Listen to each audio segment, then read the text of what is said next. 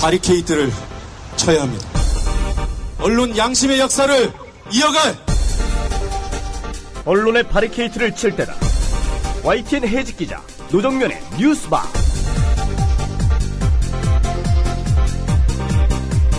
여러분 안녕하십니까? 어서 오십시오. 12월 20일 뉴스바 문이 열렸습니다. 오늘 뉴스바가 마련한 뉴스 메뉴들부터 살펴보겠습니다. 설마 하셨던 분들 혹시 계셨는지요? 사이버사령부 대선 개입 사건에 대한 국방부 수사 결과 발표. 한국일보는 관련 기사 전체에 아예 맹탕 수사라는 공통 제목을 달았습니다.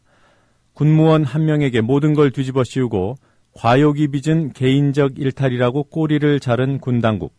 어제의 수사 결과 발표는 설마를 역시로 바꾸는 발표였습니다. 민주당 김광진 의원 연결해서 이번 수사의 맹점을 짚어보겠습니다. 어제 수사 결과 발표의 핵심은 정치 개입은 있었지만 대선 개입은 아니다로 정리됩니다. 수사 결과 발표가 이 정도로 불신을 받았던 기억을 더듬어 보니 1987년 탁친이 억하고 죽었다던 고 박종철 씨 고문치사 사건이 떠오릅니다. 뉴스의 재구성에서 다루겠습니다. 철도 민영화와 의료 민영화 문제가 동시에 현안으로 등장했습니다. 철도 파업이 열흘 넘게 진행 중이고 의사들도 최근 대규모 집회를 개최했습니다. 어제는 두 분야에서 반대 운동을 벌이는 단체들이 한자리에 모였습니다. 민영화를 고리로 한 철도와 의료 그리고 노동계 전반의 공동투쟁이 어떻게 전개될지 주목됩니다.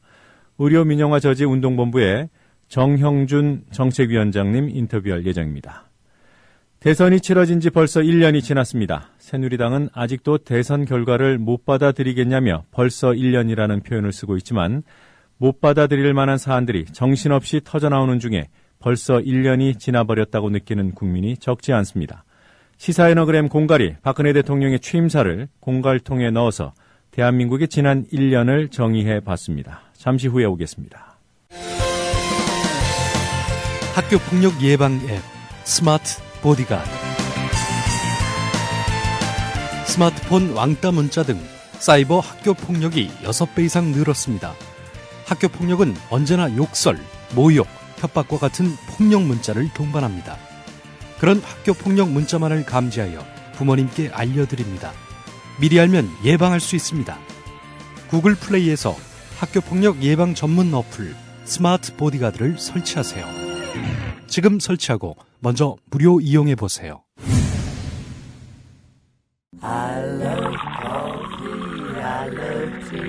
500원으로 즐기는 나만의 커피. 원두 쇼핑몰 헝그리 커피. 최정상급 로스터가 1년 이하 최고급 뉴크롭 생두를 로스팅해 즉시 배송해드립니다. 대량 구매 시 가격이 할인됩니다. 검색창에 헝그리 커피를 검색하세요. 헝그리커피.com. 헝그리 커피에서 원두를 구매하시는 분들께는 차량용 국민TV 스티커 2매를 함께 보내드린다. 남성 여러분, 값비싼 옷을 입어도 폼이 안 나고 운동할 시간은 없으시다고요? 늘어진 뱃살과 튀어나온 가슴살 때문에 고민이십니까? 입는 순간 경험하시게 될 서프라이즈! 바디뷰 프리미엄은 고가의 스포츠웨어에 쓰이는 아쿠아엑스 원사를 사용, 최첨단 공법으로 탁월한 보정력과 신축성, 가공할 흡수력을 겸비했습니다. 우와, 정말 신기해요. 늘어진 가슴이 근육처럼 탄탄해지고 올챙이 같았던 뱃살도 올라보게 들어간대요. 바디뷰 대단합니다. 입는 순간 몸짱이 되는 남자 보정 속옷 바디뷰. 포털 검색창에 바디뷰를 검색해보세요. 구매하실 때 배송 메시지에 국민TV라고 적어주시면 고가의 사은품을 드립니다.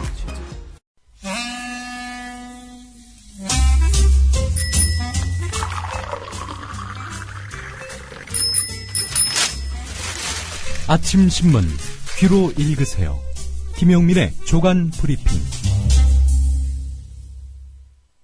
네, 오늘 아침 신문들 어떤 뉴스에 주목하고 있는지 김용민 PD와 함께 신문 펼쳐보겠습니다. 안녕하세요. 네, 안녕하십니까. 네, 어떤 기사부터 소개해 주시겠습니까? 네, 국군사이버사령부의 대선 개입 의혹을 수사해왔던 국방부 조사본부가 지난 대선 과정에서 무슨 짓들을 했는지 사이버사령부 소속 요원들의 행태를 쭉 지켜봐 오며 이런 일들이 있었다라고 중간 수사 결과를 발표했습니다. 자, 결론은 이겁니다. 개인적 일탈 행위였다. 과장급인 심리전단의 책임자인 심리전단장의 개인적 일탈 행위였다. 이렇게 말이죠. 앞서서 이모 심리전단장은 최근 그 언론에 공개한 녹취록을 통해서 상부의 지시에 따른 것이다라고 밝힌 바 있었거든요. 네. 자, 그런데 상부는 없었고 이 사람 혼자 다 한 거다. 이런 얘기 아닙니까? 국방부의 어제 중간 수사 결과 발표를 보면 말입니다. 결국 꼬리 자르기 부실 수사란 비판과 함께 특검 도입 요구가 더욱 커질 것으로 보입니다. 상명하복인 군에서 윗선이 있었다라고 밝힌 그 증언은 송두리째 무시하고 3급 군무원 혼자 다 한 일이다. 이런 일입니다. 민주당은 관련자 모두가 개인적 일탈일 뿐이라는 황당하고 뻔뻔스러운 수사 결과라면서 김관진 국방부 장관의 사퇴와 특검 도입을 요구했습니다. 자, 그리고 또 어제 아주 기가 막힌 멘트가 하나 나왔지요. 정치 댓글은 달았지만 대선 개입은 없었다.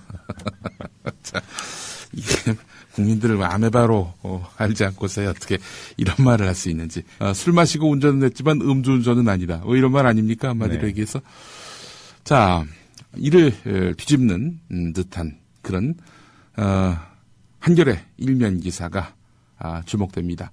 진성준 민주당 의원과 한겨레가 군사이버사령부의 530단 사이버 업무지원 통신료 지급 내역을 확인했습니다.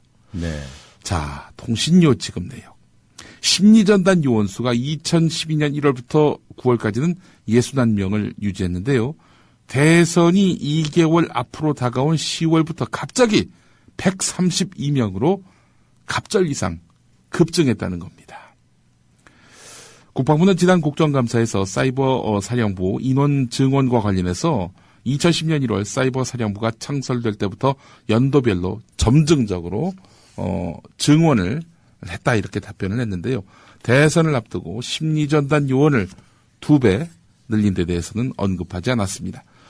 진성준 의원은요. 대선 직전에 심리전단 인원을 한두 명도 아니고 2배 이상 늘린 것은 대선에 개입하기 위한 것이라고 보지 않을 수 없다. 심리전단장과 10여 명의 요원의 개인적 일탈이라는 국방부 조사본부의 수사 결과는 이 때문에 믿을 수가 없다. 이렇게 말을 했습니다. 자, 이 통신비 지급 내역을 통해서 어떻게 심리전단 인원수가 크게 늘었는지를 알 수 있느냐. 저 작전폰 사용 내역, 이것과 유관합니다. 작전폰. 작전 용도의 그 휴대전화라는 뜻이겠죠. 작전폰. 네. 예.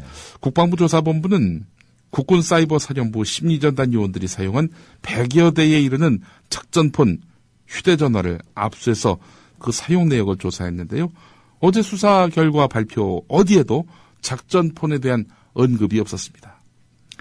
이 작전폰은 뭐에다 갖다 쓰느냐면요. 이 노트북 컴퓨터에다가 휴대전화를 연결해가지고 인터넷을 이용하는 분들 많죠. 그 용도로 사실은 이 작전폰이 쓰인 겁니다. 왜냐하면은, 휴대폰을, 노트북에 연결을 하면은 이게 IP 추적이 쉽지 않습니다. 아, 그래요? 네. 물론 IP를 허위로, 만들 수 있는 그런 프로그램도 있긴 하지만 이걸로는 충분치 않다라고 봤던 모양입니다. 그래서 작전폰을 동원해가지고 이제, 노트북을 이용해서 그렇게 대선에 개입하는 정치 댓글을 달았다. 이렇게 볼 수 있는 건데요. 사이버 사령부 사정이 밝은 군의 한 관계자가 한겨레 기자와 인터뷰를 했는데 조사본부가 이 작전폰의 사용 내용만 정확하게 수사했어도 요원들 사이의 연락체계, 작업 방식, 활동 정황 등을 알 수 있을 것이다. 이렇게 밝혔다고 합니다. 이 작전포는요, 연재옥 현 청와대 비서관이 심리전단 요원들의 정치 개입 댓글, 트위트, 글, 작업에 관여했을 가능성에 대한 실마리도 제공한다는 그런 주장도 있습니다. 사이버 사령부는 진성준 민주당 의원에게 제출한 자료에서 작전폰 지급 대상을 사이버 사령관 530 단장, 530 부대원으로 특정을 했습니다. 연재옥 비서관도 사이버 사령부 사령관 일대 당시 작전폰을 직접 사용했다는 이야기입니다. 그런데 연재옥까지 이 불길이 가지 않았어요. 이 3급 군무원에서 결국에는 이 불길이 멈췄는데 이 작전폰 사용 내역을 제대로 파악해 본다면 연재옥 씨까지 개입됐을 정황, 이거는 뭐 사실로 드러날 가능성이 있다는 겁니다. 김광진 의원이 일전에 인터뷰를 통해서 청와대 보고했다. 이런 사이버 사령부의 활동 상황에 대해서 그렇게 밝힌 바 있었죠. 얼마만큼 증거가 뒷받침되느냐 이거 좀 지켜봐야 될 일이긴 하겠지만 그게 만약 사실이라면은 이 3급 군무원이 다 한 일이다라고 말하는 거는 이 근원부터 이 거짓말이 되는 겁니다. 네. 이 수사 결과 발표를 두고 조금 전에 김 피디께서 예. 국민을 무슨 아메바로 보냐 예. 이런 말씀하셨잖아요. 예. 이 그냥 일상적이던 조직이 순식간에 2배로 늘었다면 예. 그 조직이야말로 아메바 조직 아닙니까? 이 반을 가르면은 2개의 생명체가 생기는 그러네요, 진짜. 아니, 이 심리전단 요원 한두 명도 아니고 갑자기 늘었으면은 이게 이 사람들 월급 줘야 될 거 아닙니까? 그렇다면 이 어마어마한 비용 거의 2배가 늘어나는 이런 상황인데 이거를 윗사람들이 몰랐다? 이 말도 안 되는 얘기죠, 이게 진짜 이거는. 그래서 이 인건비로 지급되는 세금이죠. 예. 예산. 예. 이게 아마 미리 편성이 안 됐을 것이고요. 네. 그래서 결국 특별활동비가 예. 이 부분에서도 또 중요하지 않을까라는 생각이 들어요. 국정원으로부터 돈을 받은 게 드러났죠. 네. 그걸 현금으로 썼다는 거 아닙니까? 예. 이 무슨 국가조직, 국가기관이 이거 범죄자들이 하는 수법을 이렇게 그대로 달아나요? 뭐 대포폰도 쓰고 뭐 하여튼 정말 참 어처구니가 없습니다. 자, 조선일보 기사를 보기 전에 이거부터 한번 더 짚어봐야겠습니다. 민주당 윤후덕 의원, 네. 윤후덕 의원이 이제 국회 국토교통위원회 소속인데 국회 입법조사처에 그 의견서 이거를 공개를 했습니다. 어떤 내용이냐면요. 코레일이 지금 수서발 KTX를 운영할 회사를 따로 만든다는 거 아닙니까? 자회사 형식이긴 하지만 어쨌든 따로 만든다는 겁니다. 코레일의 그 순이익이 크게 줄어들 것이 뭐 너무나 불을 보듯 뻔하고요. 실제로 순손익이 줄어들 것이다라는 내부 자료도 이미 며칠 전에 공개된 바 있었는데요.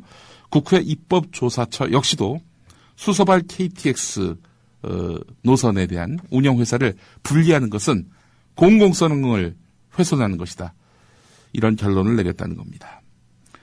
조사처의 그 밝힌 내용을 보면 철도 경영 정상화에 대한 근본적인 대책 마련 없이 출자 회사 설립만으로 코레일의 적자만 증가할 우려가 크다. 코레일의 PSO, 그러니까 공익 서비스 의무에 대한 정부 지원 부족과 적자 노선의 요금이 낮은 상황에서 운임 원가가 높은 장점이 있는 이런 수익성이 큰 KTX 노선을 출자 회사로 분리하게 되면은 코레일의 경영 여건이 악화되고 철도의 공공성 유지에 어려움이 예상된다. 이렇게 밝혔습니다.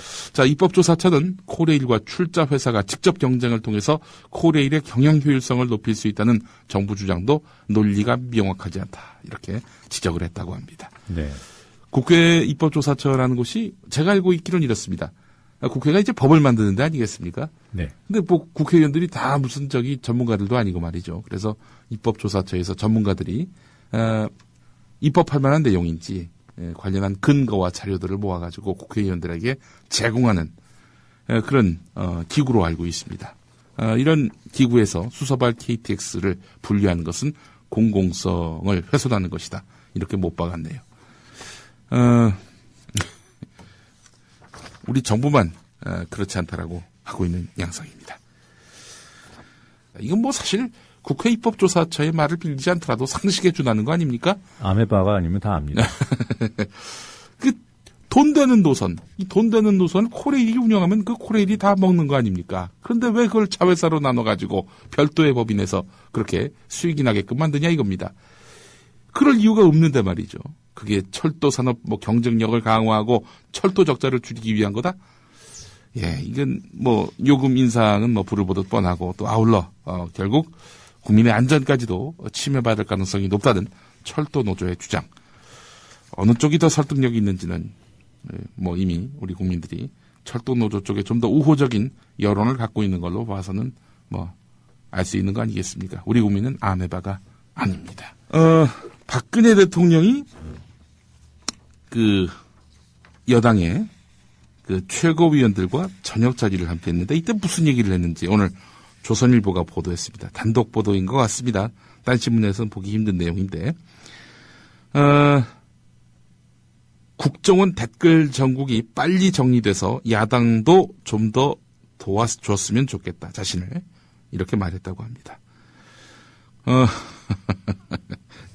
참 이런 얘기하면 좀 면목이 없지 않나요? 정상적인 사람이라면, 아메바가 아니라면 이런 말을 쉽게 하기 힘들 텐데 말이죠. 댓글 정국이 빨리 정리돼서 야당도 나를 더 도와줬으면 좋겠다. 이런 말을 했다는 겁니다. 박근혜 대통령이 여당 최고위원들을 불러가지고 말이죠. 댓글보다 트윗이 훨씬 많았죠. 네. 비교할 수 없을 만큼. 네, 댓글 정국이 이제 트윗 정국으로 지금 급변하고 있는 양상인데, 예. 이 박근혜 대통령은 또 국정원이 제 기능을 할 수 있도록 국정원 개혁 특위에 잘 검토해달라 이렇게 말을 했고요. 새마을 사업 예산과 관련해서는 잘 반영되기를 바란다 이렇게 말했다고 하는데, 이런 말도 했네요. 나는 매일 아침 일어날 때마다 어떻게 하면 국민 행복 시대를 열 수 있을지 고민한다 이렇게 말했다는 겁니다. 나는 아침마다 국민 행복을 고민한다. 일어날 때마다. 지난 2월 취임사에서도 이 같은 얘기를 했고요. 네. 시사에너그램 공과를 기대해 주시기 바랍니다. 알겠습니다. 자, 이런 참 박근혜 대통령의 정말 엉뚱하기 이를 데 없는 이런 민심과 동떨어져 있는 이런 생각들을 보면은 참 허탈하기 이를 데가 없는데요. 자, 그러니까 이게 이 사회 지금 현 상황을 바라보는 시각이 예. 드러나 있는 그 발언이 여기 있습니다. 예. 현재 사회에 혼란스러운 일이 좀 있기는 하다. 이런 걸 우리 초등학생들, 중학생, 어린 학생들은 예. 저렴하다라는 표현을 쓰거든요. 그러면서도 꼼꼼함이 보입니다. 예. 새마을 사업 예산에 대해 잘 반영되기를 바란다. 언제적 새마을 사업입니까? 이게. 예. 자, 한국일보 6면을 가보면은 김무성 현 새누리당 의원을 직접 겨냥한 그런 기사가 실렸습니다. 친박 실세이면서 대선 당시 새누리당 총괄 선대본부장을 지낸 김무성 의원 아닙니까? NLL 대화록 불법 이 확보 의혹도 제기되고 있는 인물이고요. 자, 이 양반이 새누리당사 1층 엘리베이터 옆에 소자보를 붙였습니다. 네. 안녕들 하십니까? 이렇게 운을 뗀 겁니다. 지금 안녕들 하십니까라는 대자보가 대학가를 중심으로 왜 번집니까? 자기들이 정치를 잘못해서 번지는 거 아니에요? 그래서 반성하고 동참한다는 의미 아닙니까? 그런 의미가 전혀 아닙니다.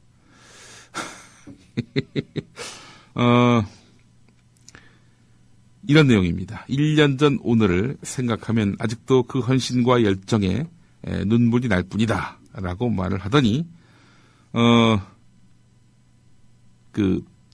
국민 대통합이라는 거대 슬로건 아래 동참했던 주요 인사들이 배신감을 느끼지 않도록 당 지도부는 청와대와 담판을 지어주기를 바란다. 안녕하지 못한 선거 캠프 인사들의 그런 배려를 호소한 것입니다. 그러니까 이제 안녕들 못한 사람들이 이런 이 서민, 노동자, 사회적 약자 계층이 아니라 대선 때 그렇게 열심히 노력했는데 이 덕을 못 보고 있는 한 자리 차지하지 못하는 그래서 상당히 낭패감을 느끼는 선거 캠프 인사들 이 사람들 좀 배려해달라는 그런 이야기입니다. 참 이게 정말 참 지난번에 그 철도공사 사장도 말이죠. 네. 일요일에 담화문을 냈었는데 철도노조의 불법 파업으로 국민들이 안녕치 못하다. 이렇게 지금 또 이야기를 해서 안녕들 하십니까라는 대학생들의 대자보를 희화화한 거 아니냐 이런 비난을 지금 받고 있는 상황 아닙니까? 이 여당의 실세라는 사람도 지금 이 지경입니다. 예. 그 청년 학생들 중심으로 먼저 나왔던 그 안녕들 하십니까라는 대자보 그 예. 의미를 예. 아예 안 보는 거죠. 예. 유행으로만 생각하는 거예요. 제목만 보고. 이 기사 위에 보면은 큰 사진이 하나 실려 있습니다. 예.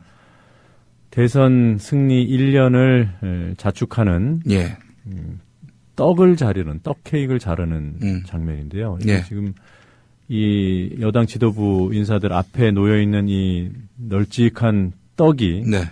제 눈에는 민생으로 보입니다. 아, 민생을 난도질하는. 예. 자, 이렇게 이 참 정신 나간 그 정부 여당 인사들과는 다르게 이 저 아래쪽에서는 훈훈한 안녕들 하십니까의 감동, 그 여진이 이어지고 있습니다. 64살 된 김모 씨, 이분은 지금 대학 청소 노동자인데요. 중앙대에서 청소하고 있습니다. 네. 64살인데 평생 동안 단 한 번도 하지 않았던 대자보 쓰기를 했습니다. 먹고 살아보자라고 파업에 나서면서도 학생들에게 참 미안한 마음이 있어서인지 대자보에다가 그런 마음을 표현한 것입니다. 중앙도서관과 법학관에 대자보를 걸었는데 이런 내용입니다. 학생들에게 먼저 미안하다는 말을 해요. 시험 기간에 깨끗하게 해주지 못해서 미안해요. 도서관에서 공부하는 아들, 딸 너무 미안하고 사랑해. 화장실이나 복도에 쓰레기가 많이 쌓여 있는데 이렇게밖에 할 수 없어요. 우리를 지지해 주세요.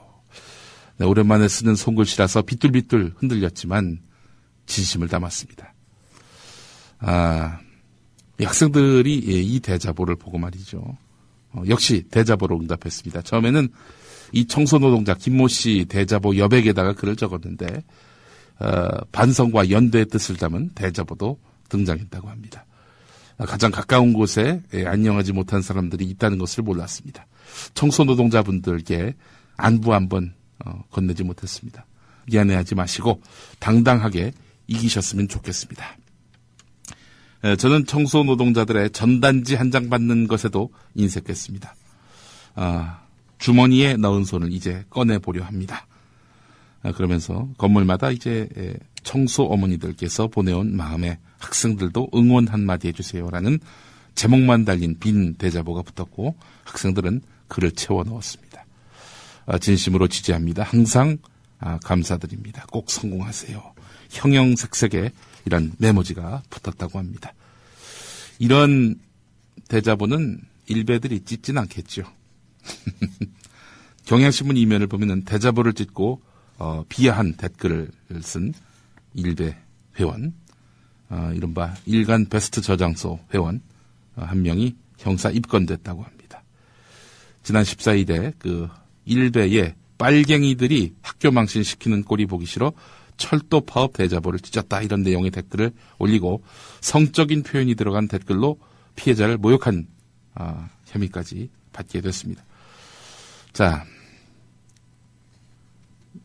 하지만 대학생들, 대학 내인 20대 연구소가 전국 대학생 500명을 대상으로 설문조사를 했더니 76%가 대자보 내용에 공감을 표했다고 하고요.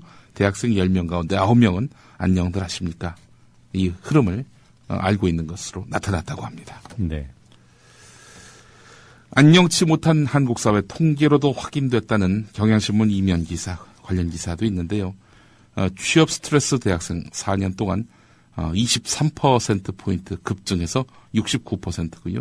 노인의 빈곤율은 50%에 육박했습니다. OECD 국가 가운데 가장 높은 것으로 드러났는데 우리 박근혜 대통령께서 아침마다 일어나면서 국민 행복을 고민하고 걱정한다고 하셨는데 근데 고민만 하시는 것 같습니다. 이게 지표는 점점 더 악화돼 가고 있어요. 예. 어제 그 이정열 전 창원지법 부장판사와의 인터뷰가 노중면의 뉴스바에서 방송이 됐었는데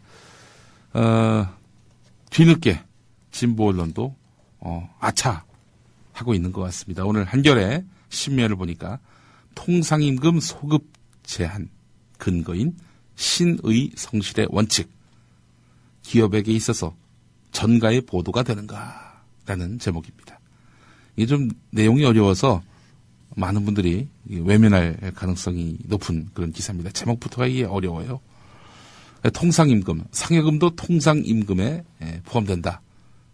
그렇기 때문에 상여금은 안 줘도 된다라는 이런 발상은 잘못됐다는 판결에만 주목해왔던 거 아닙니까? 근데 그 통상임금, 상여금이 된 통상임금도 뭐 과거에 못 받은 거 이제는 좀 받아도 되는가 했을 때 못 받게 한다는 거 아닙니까? 어제 판결의 핵심은. 네. 예. 그제 판결의 핵심은.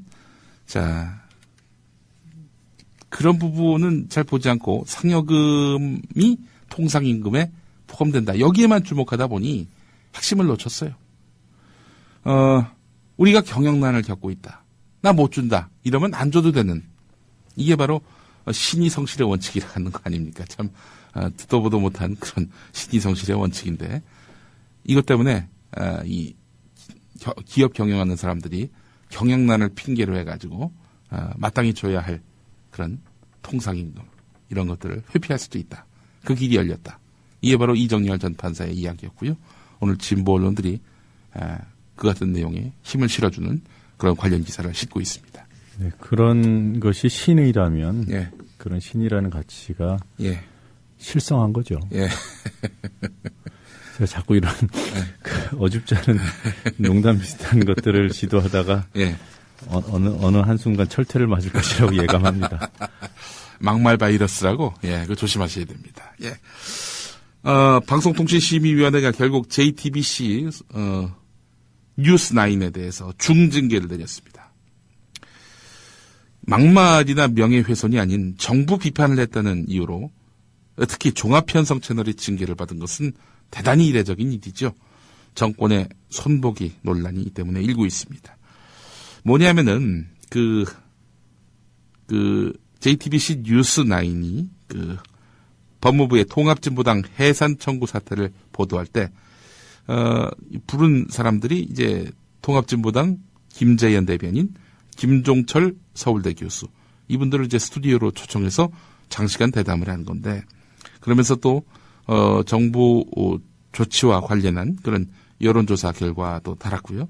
그런데 너무 한쪽에 편향됐다라는 것이 방송통신심의위원들 여당 추천위원들의 주장이었습니다. 그래서 중징계를 내렸다고 하는 건데요. 자, 그 이제 김종철, 김재현 모두 다 한 편이다.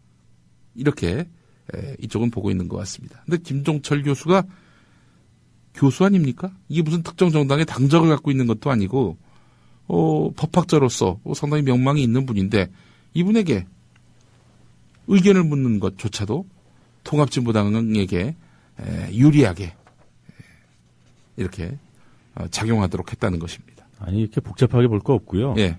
TV조선 채널A 예. 왜 징계 안 합니까? 이런 잣대로 보면은 예. 문 닫게 해야죠. 그렇죠. 그래서 TV조선 어제 점심 먹을 때 식당에서 틀어놓았던데 이 완전히 저쪽 여권의 어떤 그런 성향을 띠는 평론가 정도가 아니라 아예 그 정파적 색깔이 뚜렷한 인사들을 갖고 그 패널로 앉혀놓고 막 한쪽으로 몰아가는 그런 대화를 나누더군요. 뭐 일방이 나와서 얘기할 수도 있어요. 그러면 예. 앵커가 균형을 잡아주고 그렇죠. 반론에 대해서 충실히 보도해주면 예. 뭐 사람이 누가 나왔는지는 중요하지 않습니다. 그렇습니다.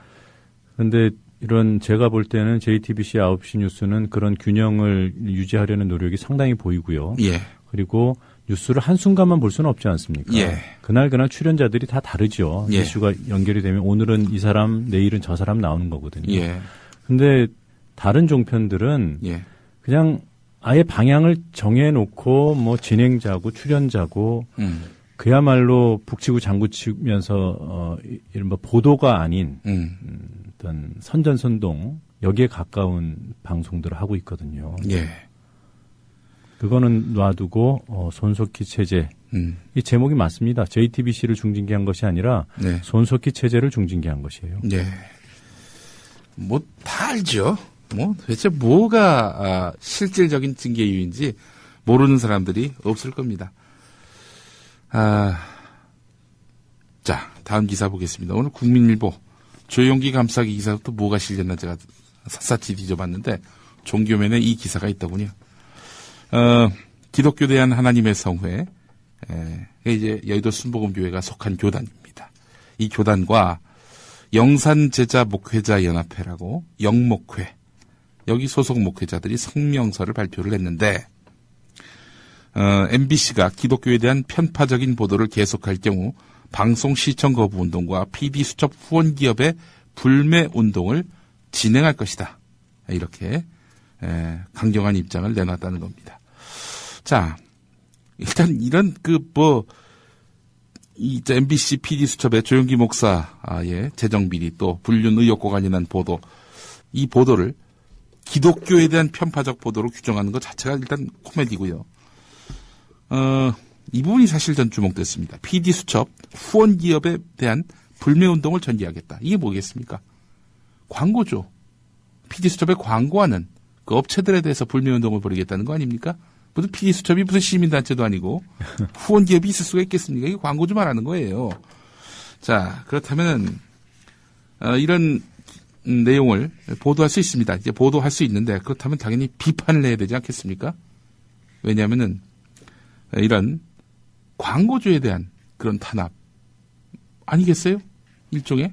아니 그거보다 예. 코바코 그러니까 예. 지금 방송광고공사가 예. 광고 대행을 하고 있지 않습니까? 예, 예. 그 구조를 모르는 모양이에요. 그렇죠. 후원 기업이라고 표현한 것도 사실 아니 알고 이런 표현을 쓰나라는 생각이 들었는데 예. 여기 광고 나오는 광고주들이 PD 수첩을 후원한다고 생각하는 발상 자체가 네. 상당히 저로서는 이해가 안 됩니다. 방송 광고라고 하는 것이 이제 기업들이 방송사에게 직접 저 프로그램에 우리 회사 광고 실어주세요. 이런 구조가 아니거든요. 코바코라는 방송광고공사에다가 이제 우리 광고 좀 틀어주세요라고 이제 맡기면은 방송광고공사가 이제 방송사에다가 이제 주기도 하고 또 주로 배분하죠. 그렇죠. 한 네. 상당한 그런 분량은 이제 원하는 방송사에다 보내지만 또 일부는 지역이나 종교 방송 같이 이게 좀 규모가 작고 영향력이 좀 작은 그런 매체에다가 또 분배를 해주는 그 기능을 방송광고공사가 하는데 어쨌든 그건 중요하지가 않고요. 어쨌든 PD 수첩에다가 광고하는 업체를 상대로 불매운동을 하겠다는 말이죠. 이거에 대해서 국민일보가 왜 비판을 해야 되느냐? 일관성 유지 때문입니다. 국민일보가 2009년 6월 13일자에 무슨 사설을 실었는지 또 준비를 안 해 올 수 없겠죠. 여기 국민일보의 사설은 아주 단호합니다. 이 같은 행위야말로 조직폭력배의 공갈과 무엇이 다른가? 이렇게 나옵니다. 기업을 겨냥해 얼토당토하는 협박이 난무하는 나라. 이런 나라에서 기업들이 과연 의욕적으로 일을 할 수 있을까? 자유로운 기업 활동은 우리 헌법이 보장하는 시장 경제 질서의 기본이다. 그것이 없다면 우리나라의 근간은 유지되기 어렵다. 이런 사설을 쓰셨던 국민일보입니다. 이게 촛불 시위 당시에 언론소비자주권 국민 캠페인 언소주가 조선일보에 광고를 한 그런 업체를 상대로 불매운동을 벌인 것에 대한 그런 국민일보의 사설인데요. PD수첩의 보도가 마음에 안 든다고 PD수첩에 광고가 나오는 기업들을 상대로 불매운동을 벌이겠다는 이런 여의도 순복음교회가 속한 교단과 또 조영기 목사의 제자들의 성명을 아무 비판 없이 실어주는 국민일보. 일관성이 없는 거 아닙니까? 네, 참. 네. 자, 시간이 다 돼가지고 간단하게 소개해드리겠습니다만은 서울신문 구면에 실린 기사입니다. 교학사 한국사 교과서. 이거는 교재로 쓸 수 없는 책이라는 7개 역사학회의 공동 분석을 담은 그런 기사입니다. 652건의 오류와 편향이 추가로 발견됐는데요. 엉터리 해석도 많고요. 학계에서 검증 안 된 내용도 많고요. 친일 미화, 독재 예찬 의도도 담겼다. 이런 지적입니다. 이 역사학회의 아주 균일한 동일한 그런 입장이라면은 교육부도 좀 귀담아 들을 필요가 있을 텐데 교육부는 계속 교학서 교과서를 어떻게든 시장에 내놓게 하려고 애를 쓰고 있는 형국입니다. 자, 이런 가운데 너무 어처구니 없는 내용인데 경향신문 15면 기사가 있습니다.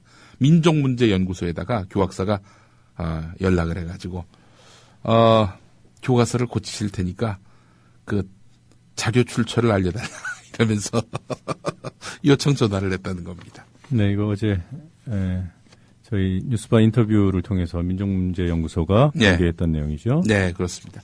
자, 오늘 여기까지 하겠습니다. 네, 잘 들었습니다. 네.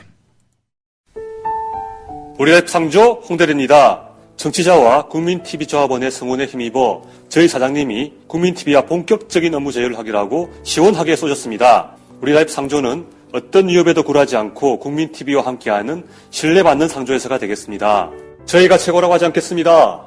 하지만 최선을 다하겠습니다. 열심히 하겠습니다. 지켜봐 주시고 도와주십시오. 1600-3267, 1600-3267 국민TV와 함께하는 우리라이프 상조 홍대리였습니다. 개념상조 우리라이프 상조가 여러분들의 성원에 힘입어 국민TV와 함께 상생할 수 있는 제휴를 맺었습니다. 우리라이프 상조는 참다운 상조 서비스를 위해 바른 길만 가겠습니다. 지금 가입하시면 회원님이 납입하신 소중한 납입금의 10%를 매달 국민TV 발전을 위해 사용하겠습니다. 1600-3267 국민TV와 함께하는 우리라이프 상조입니다. 신동원 조합원 신청 광고입니다. 고혈압, 동맥 경화 등 윤리와 소금을 많이 먹는 폴란드인의 각종 성인병 극복을 위해서 폴란드 정부가 국책사업으로 지정한 신비의 열매 아로니아. 건강한 변화를 원하신다면 평산네이처 아로니아 진. 이제 대한민국의 건강을 책임집니다. 검색창에 평산네이처를 검색하세요. 문의는 1661-2087, 1661-2087. 마키아벨리의 군주론 탄생 500주년, 책마루가 내놓은 세번역 군주론. 군주의 능력과 시민의 역할은 무엇이어야 하는가? 범죄로 군주가 된 사람을 어떻게 처리해야 하는가? 지금 대한민국에 필요한 충고를 담은 마키아벨리의 군주론. 서울대 신철이 박사가 새로 번역한 책마루의 군주론. 지금 서점에서 만나보십시오. 책마루 출판.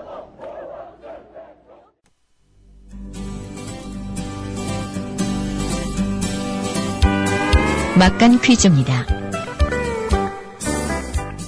대통령께서 철도 민영화는 하지 않는다고 분명히 밝혔습니다. 총리인 저도 국회와 국무회의에서 여러 차례 강조한 바 있고, 정홍원 국무총리가 대국민 담화를 발표하고 철도 노조원들의 복귀를 촉구했습니다. 민영화는 없다고도 했습니다. 문제드립니다. 수서발 KTX 자회사에 대한 정부의 지분을 민간에 매각하는 것을 철도 노조는 민영화로 보고 있는데요. 공기업의 정부 지분을 민간에 매각했던 사례로 맞는 것을 골라주세요. 1번 KT, 2번 KBS, 3번 지역난방공사, 4번 한국농어촌공사. 답을 아시는 분은 정답과 함께 연락 가능한 이메일을 적어주세요. 세 분을 선정해 기념 음반을 보내드립니다.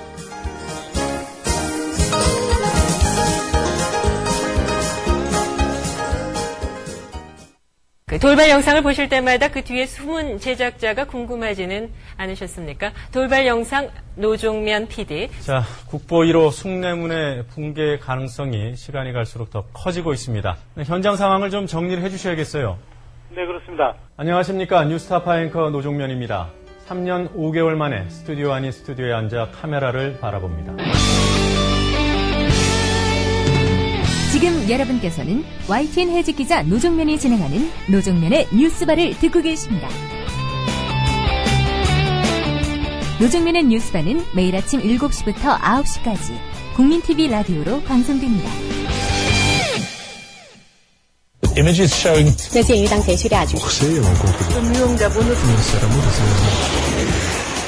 국제뉴스 한반도 정세를 한눈에 황준호의 월드리뷰.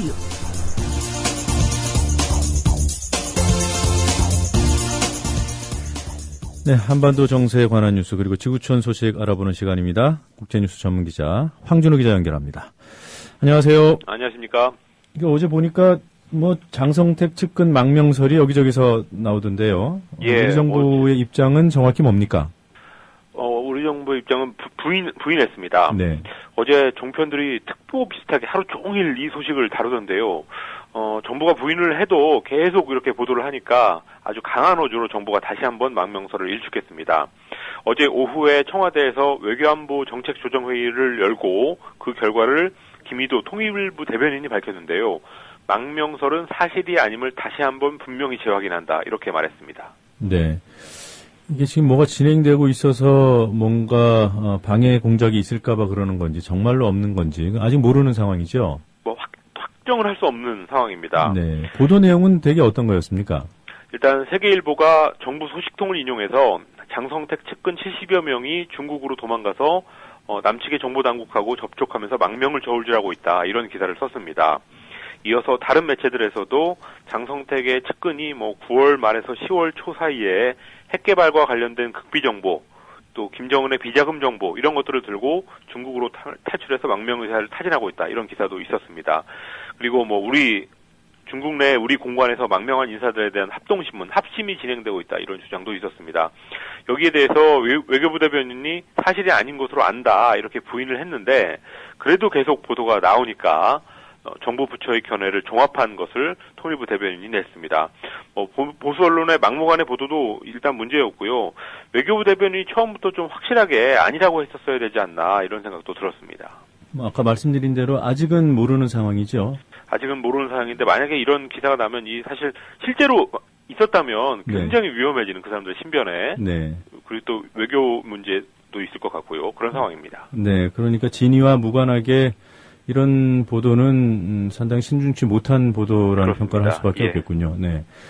그 장성택 처형 여파가 북중 관계에 미치는지 모르겠습니다. 황금평 개발 사업이 중단됐다는 보도가 있군요.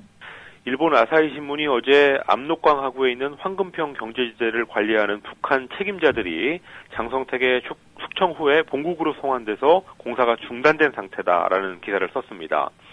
장성택이 황금평과 관련한 북중 공동위원회에서 북한 측의 위원장을 맡고 있었기 때문에 이렇게 관련자들이 조사를 받는 절차가 있었을 거고 사업에 어느 정도 악영향을 줄 가능성은 있습니다. 그렇지만 경제개혁의 책임자인 박봉주 내각 총리의 입지가 확실하고 또 장성택 사태가 이미 진행되던 때에 북한의 최고인민위원회가 황금평 특구를 개발한다는 정령을 발표했기 때문에 그렇게 큰 영향은 없을 거라는 전망이 우세합니다. 어쨌든 장성택 처형 후에 북중 경협이 어떻게 될 건지가 초미의 관심인데요. 황금평이 리트머스 시험지가 되고 있습니다. 네. 데니스 로드먼, NBA 스타였던 로드먼이 어제 북한에 들어갔습니까? 베이징을 경유해서 평양으로 갔고 올해 들어서 전체적으로도 세 번째 북한 방문입니다. 네. 김정은 제1비서하고 가까운 사이라서 이번에도 김정은을 만난다면 장성택 처형 후에 처음으로 김정은이 외부인을 접견하는 셈인데요. 그래서 그런지 어제 베이징 공항에 기자들이 100명 이상 굉장히 많이 몰렸다고 합니다. 그렇지만 워낙 정치적이지 않은 인물이고 또 본인도 그런 것하고는 철저히 거리를 두고 있습니다. 그래도 요즘 미국 쪽 언론에서 북한 인권 문제를 좀 로드먼이 가서 얘기해야 되는 거 아니냐 이런 식의 은근한 압박을 하고 있기 때문에 앞으로 로드먼이 얼마나 더 이런 활동을 할 수 있을지 미지수입니다. 활동을 좀 위축시키는 효과가 있을 것 같습니다. 네. 어제 개성공단 남북공동위원회 4차 회의가 열렸어요. 그렇습니다. 관련 소식 전해 주실까요? 위원회 회의가 열려서 전자 출입 체계 공사 그리고 하루 단위의 상시 통행 문제, 인터넷 개통 문제 이런 것들을 논의했습니다. 네. 그렇지만 구체적인 합의는 없었는데요. 남쪽은 내년 1월에 개성공단 공동 투자 설명회를 열자고 북한에 제안했지만 북쪽의 화답은 없었습니다. 그리고 북한 쪽에서는 체불된 임금의 지급 이런 것들을 요구했지만 여기에 대한 합의도 이루어지지 않았습니다. 앞으로 이 문제들은 계속 논의가 있을 거고요. 또 어제 회의하고 별도로 주요 20개국 G20하고 국제금융기구의 대표단도 개성공단에 갔는데요. 공단에 관한 그 사람들의 평가는 상당히 좋았다고 합니다. 외신 기자가 북한 여공한테 장성택 처형에 관한 질문을 했는데 관계없이 잘 근무하고 있다 이런 답을 했고요. 홍양호 개성공단 관리위원장은 신화통신 기자의 질문에 장성택 처형에 관한 영향은 전혀 없다고 답했습니다. 네. 유엔에서 북한 인권 결의안이 채택됐군요. 유엔 총회가 북한의 인권 상황을 우려하고 모든 정치범의 즉각 석방을 촉구하는 북한 인권 결의안을 합의 형식으로 채택했습니다.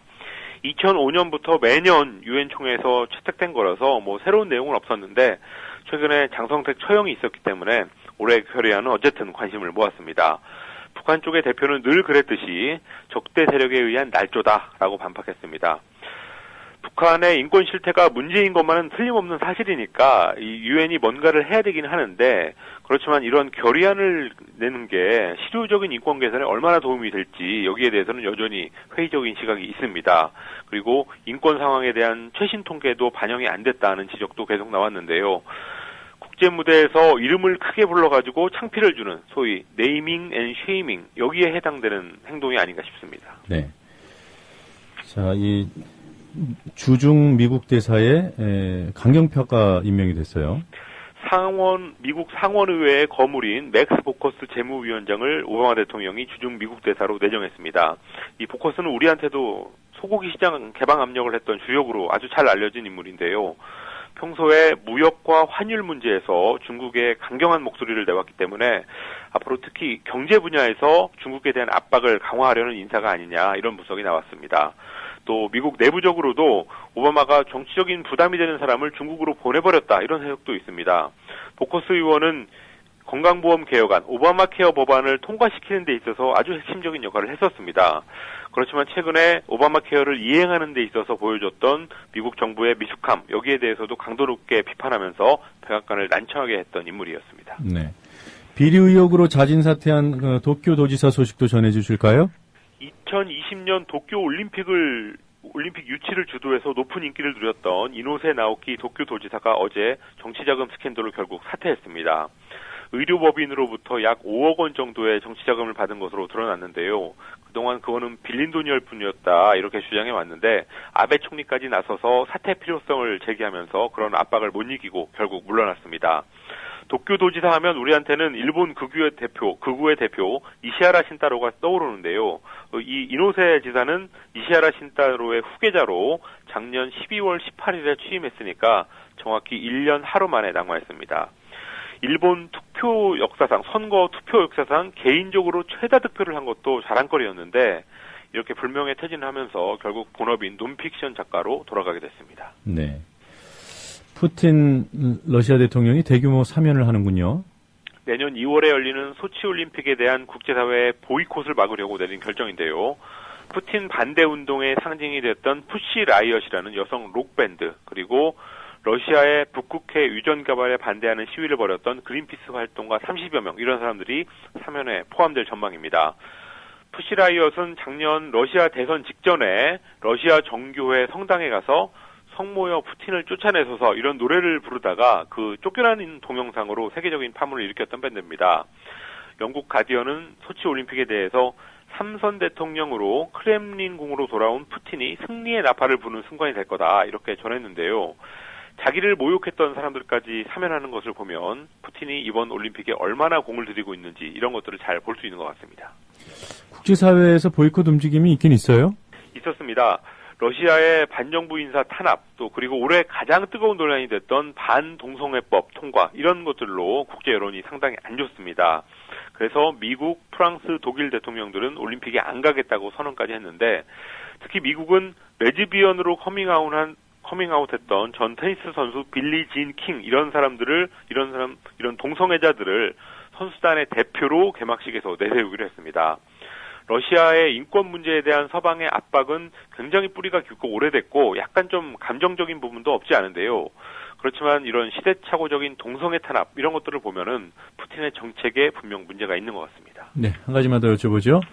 중국 신화통신이 올해 세계 굴욕 사건으로 윤창중 전 청와대 대변인 사건을 꼽았군요. 난감한 사람, 난감한 사건이라는 제목으로 신화통신이 세계 무대에서 발생한 굴욕 사건 8개를 선정했는데요. 윤창중 전 청와대 대변인의 성추행 의혹을 두 번째로 거론했습니다. 네.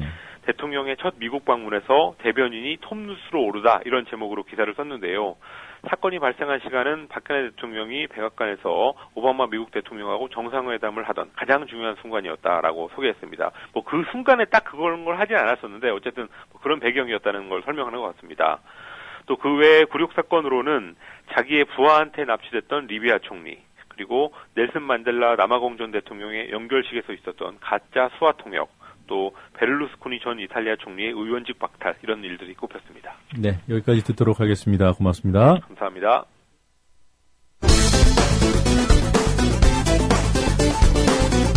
사이버 사령부의 SNS 대선 개입 의혹을 수사해온 국방부 어제 중간 수사 결과를 발표하는데 핵심은 이것. 따라서 이번 수사 결과 북한과 북의 적대 세력의 대남 선전선동에 대응하고 국가안보 및 국방정책을 공부하는 과정에서 군의 정치적 중립 의무를 위반한 행위는 있었던 것으로 확인되었으나 대선에 개입한 것은 없었던 것으로 판단되었습니다.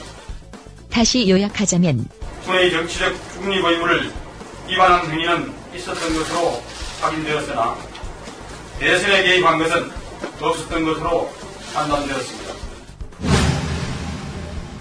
탁하고 친히 억하고 죽었다. 지난 1987년 잔악무도했던 전두환 정권이 박종철 열사의 주검 앞에서 내놓은 변명이었습니다. 서울대생 박종철 군 고문치사 사건은 1987년 6월 항쟁의 도화선이 됐습니다. 탁하고 친히 억하고 죽었다. 물고문으로 숨진 사실을 감추려는 당시 경찰의 변명이었습니다. 이에 대한 당시 김수환 추기경의 분노. 너희 아들, 너희 제자, 너희 젊은이, 너희 국민의 한 사람인 박종철은 어디 있느냐? 탕하고 책상을 치자 억하고 쓰러졌으니 나는 모릅니다. 말도 안 되는 상황임에도 전두환 정권은 뻔뻔스럽고 당당했습니다. 국민들은 분노했고 6개월의 아스팔트 위에서 대한민국 민주주의를 세웠습니다. 개인적인 일탈일 뿐이다. 대선 개입 댓글 공작 의혹에 휩싸인 국가정보원과 국군 사이버 사령부에 대한 박근혜 정부의 뻔뻔스러운 변명입니다. 관련자 모두가 개인적 일탈일 뿐이라는 황당하고 뻔뻔스러운 수사 결과를 내놓았습니다. 김재윤 민주당 의원의 이 같은 입장에 이어 김광진 의원도 의견을 내놓는데 지금 530 단장 하나로 꼬리 자르기를 하는데 530 단장 제가 알기로 12월 31일자로 임기가 만료됩니다. 그러면 군검찰에 넘겨봤자 군검찰이 조사 못해요. 그러면 결국 흐지부지하고 넘기겠다는 걸로 지금 이해가 되는데요. 그리고 국방부 장관에 대해서도 이 조사에서 단 한 차례도 조사가 되지 않았습니다. 그건 생각하시는 것처럼 셀프 수사여서 직속 상관이니까 못한 부분도 있고 또 하나는 군검찰은 군인만 조사할 수가 있습니다. 근데 국방부 장관은 민간인이죠. 그래서 군검찰이 조사를 할 수 있는 권한이 없습니다. 그렇기 때문에 이와 관련해서도 특검의 필요성 그리고 일반 검찰이 조사를 해야 될 필요성들이 여실히 있다라고 하는 부분을 다시 한번 말씀드립니다. 박근혜 정부는 탁친이 억하고 죽더라는 말만큼 어처구니 없는 정치 댓글은 달았으나 대선 개입은 없었다는 주장을 믿으라는 걸까? 믿게 하기 위해서 혹시 이런 일을 하는 것은 아닐까? 탁하고 친히 억하고 죽었다. 물고문으로 숨진 사실을 감추려는 당시 경찰의 변명이었습니다. 고등학교 역사 교과서에도 실린 이 내용에 대해 교육부는 학생들에게 부정적인 영향을 줄 수 있다며 출판사에 수정 명령을 내렸습니다.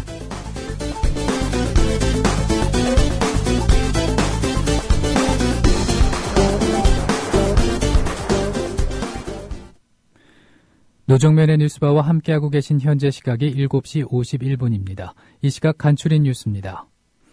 국방부가 군 대선 개입 의혹 사건을 국군 사이버 사령부 심리전 단장의 과욕이 빚은 개인적 일탈 행위로 결론을 냈습니다.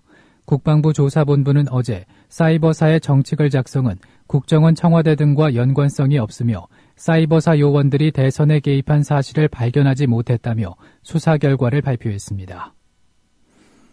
서울중앙지검 형사 3부는 어제 최동욱 전 검찰총장 혼외자로 지목된 채모군 개인정보를 불법 유출한 혐의로 조호영 전 청와대 행정관을 다시 소환 조사했습니다. 검찰은 이날 조 전 행정관이 최근 정보 유출 요청자로 새로 진술한 이명박 정부 시절 청와대 비서관 A모 씨도 불러 대질 조사한 것으로 알려졌습니다. 서울광장에서 철도노조 상경 집회가 열린 가운데 경찰이 체포영장이 발부된 철도노조 간부 1명을 체포했습니다.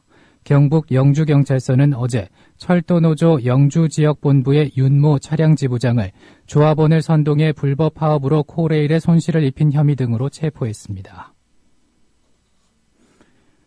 조원동 청와대 경제수석 비서관은 통상임금 판결과 관련해 어제 춘추관에서 기자들과 만나 이번 대법원 판결에 따라 노사는 앞으로 각각의 부담과 혜택이 얼마나 될 것인가에 대한 분명한 판단을 갖고 임금 협상에 임할 수 있게 됐다며 이같이 밝혔습니다.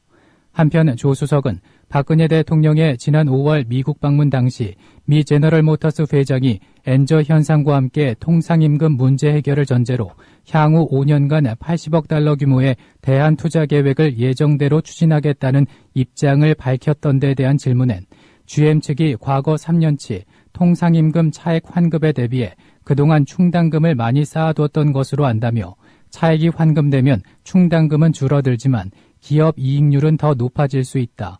따라서 GM 측도 약속했던 투자를 지속할 가능성이 더 커졌다고 본다고 말했습니다.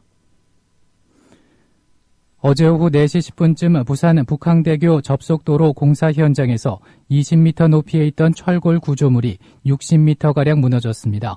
이 사고로 구조물 위에서 작업을 하고 있던 근로자 4명이 숨졌습니다. 오늘 매서운 바람을 동반한 강추위가 기승을 부리겠습니다. 동해안 지역은 오후부터 밤에 산발적으로 눈이 날리는 곳이 있겠습니다. 이 시각 간추린 뉴스였습니다. 권력에 종속되거나 사장을 권력이 내려보내는 언론은 절대로 민주화될 수 없고 중요한 게 광고 아닙니까? 경영 때문에. 네. 대자본의 눈치를 보면은 결국 우리가 여러 가지 사례에서 보듯이 독립이 어려운데 네. 이 국민TV가 미디어 협동조합을 만들어서 네. 정말 십시일반으로 네. 권력이나 대자본에 의존하지 않으면 앞으로 대한 언론이 아니라 어느 날에는 주류 언론으로 발전하지 않을까 이렇게 기대합니다. 동아일보 해직 언론인의 모임인 동아자유언론 투쟁위원회 김종철 위원장의 말입니다. 미디어 협동조합은 동아투이 선배들의 못다 이룬 꿈을 실현하겠습니다. 조합원이 돼서 힘을 실어주십시오. 포털 사이트에서 미디어 협동조합 국민TV를 입력하시고 홈페이지에 들어오셔서 조합원으로 가입해 주시면 됩니다.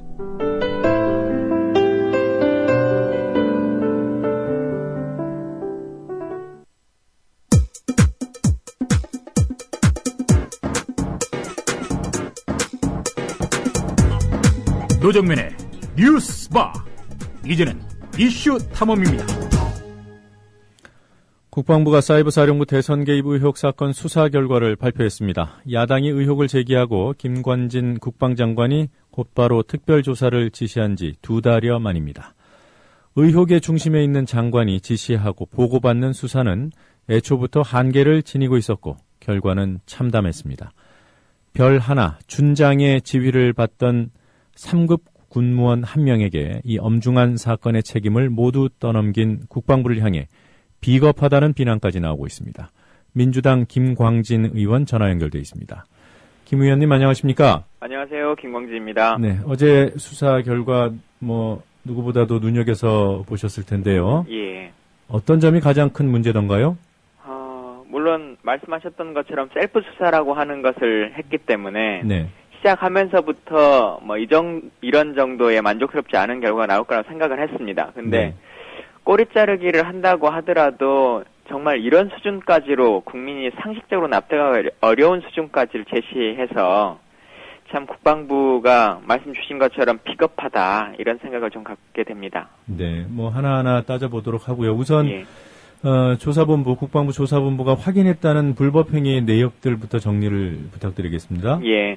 일단 심리전단 요원들이 SNS나 블로그, 커뮤니티 등을 통해서 정치와 관련한 글들은 15,000건 정도 한 걸로 확인이 됐고요. 네. 그 중에서 특정 정당이나 정치인을 언급해서 옹호하거나 비판한 것이 2,100건이 네. 있다. 이렇게 지금 판단을 자기들 스스로 이제 했습니다. 근데 문제는 국정원 사건 같은 경우는 이 리트윗 수나 이런 것들을 다 포함해서 이제 2,000만 건 이렇게 되는 거 아니겠습니까? 네. 근데 지금은 국방부는 게시한 글만을 숫자로 카운팅을 했어요. 네. 그렇기 때문에 이후에 이게 리트윗된 수라든가 삭제된 내역들까지 포함된다면 현재 발표한 것도 빙산의 일각일 거다 이렇게 판단합니다. 네. 이런 행위에 대한 평가는 조사본부의 평가는 좀 기대 이하지만요. 예. 아무튼 이런 일을 한 사람들을 불법으로 보는 것은 맞는 거죠? 예, 불법으로 보는 것은 맞습니다만 불법으로 보는 것도 그냥 겉으로 보기에는 뭔가 처벌한 것 같은데 네. 이 부분을 조금 설명드리자면 현재 수사 결과로는 말씀 주신 것처럼 1급 준장이 사령관을 하고 있는 부서에서 그 담당자도 아닌 530 단장 밑에 과장급의 부의사관 한 명에게 모든 책임을 씌우고 네. 밑에 수행했던 심리전단 요원 이 사람들은 사실은 뭐 명령에 따라서 한 거니까요. 네. 했는데 이 사람들 10명을 형사 입건하는 걸로 했습니다. 네. 이러면 구속 기소하거나 뭐 불구속으로 기소되는 것도 아니고 그냥 다시 한번 재조사를 의뢰하는 정도의 수준으로 넘긴 것인데 네. 문제는 뭐냐면 어쨌든 현재 결과에서 총 책임자로 지적된 530 단장 네. 이분이 2013년이 이제 열흘도 안 남았습니다. 네.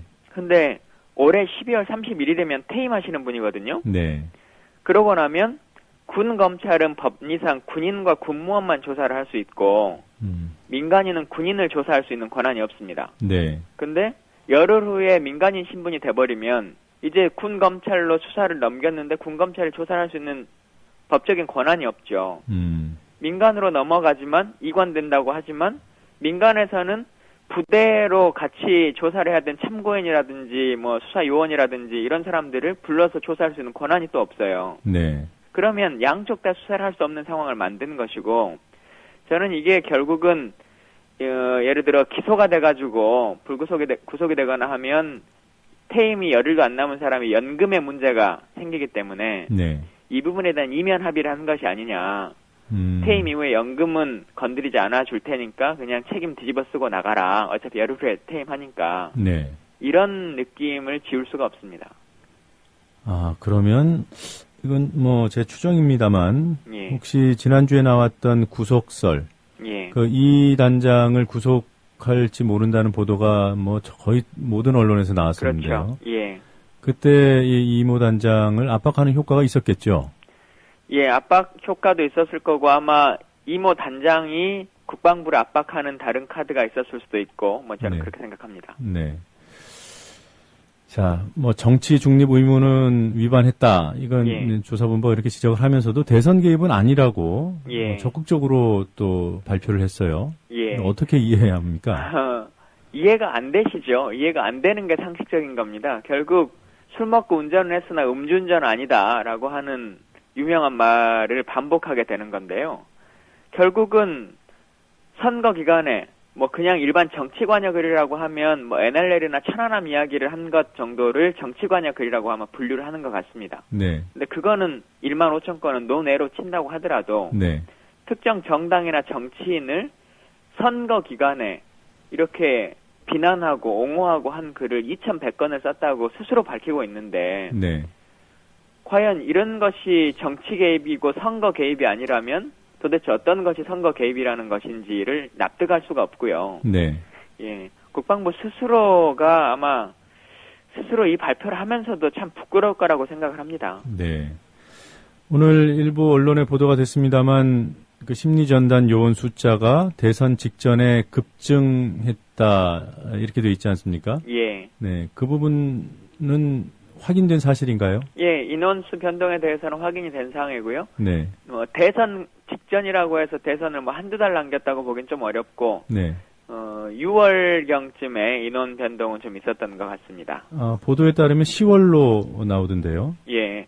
이게 여러 가지 인원 변동들은 좀 있는데, 네. 하여튼 공식적으로 인원수가 확보돼서 충원이 된 것은 6월 말경 뭐 이 정도로 보시는 게 맞을 것 같습니다. 그러면 61명에서 132명으로 증원된 시점이 예. 6월이라고 보시는 건가요? 예, 예. 6월로 확인됐다.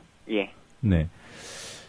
자, 좀 미진했던 부분들 조금 전에 말씀하셨던 그 요원 증언도 예. 상당히 의심스러운 부분인데 왜 예. 증언했는지 또 예. 어떤 돈으로 이들의 활동비 또는 급여를 줬는지 예. 이런 부분에 대해서 수사 결과 발표에 담겨 있었습니까?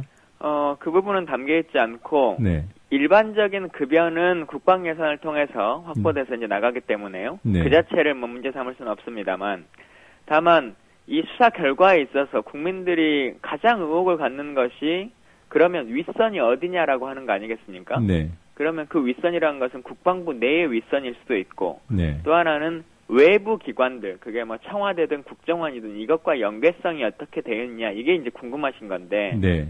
조사 결과에서는 아무런 연계성이 없다, 이렇게 공식 발표를 했습니다.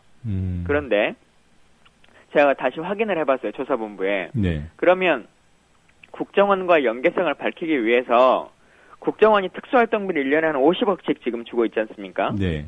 결국은 그 요원들의 음성 녹취에도 나와 있습니다만은 왜 이런 불법을 감행했냐라고 할 때 특수활동비라고 하는 요인들이 자기한테는 큰 메리트로 작용했다, 이런 말들도 있는데 현금으로 주기 때문에요. 네. 사실 이 요원들은 8급이나 9급 군무원이기 때문에 급여가 그렇게 많지 않습니다. 네. 예, 하급 공무원이죠. 근데 여튼 그래서 조사본부에 과연 당신들이 특수활동비를 조사를 해봤냐, 국정원이 어떻게 돈을 이용했고 이게 어떤 식으로 풀렸는지를 확인해봤냐 했더니 그건 조사의 범위에 있지 않았고 조사하지 않았다, 이렇게 공식적으로 답변을 했어요. 네.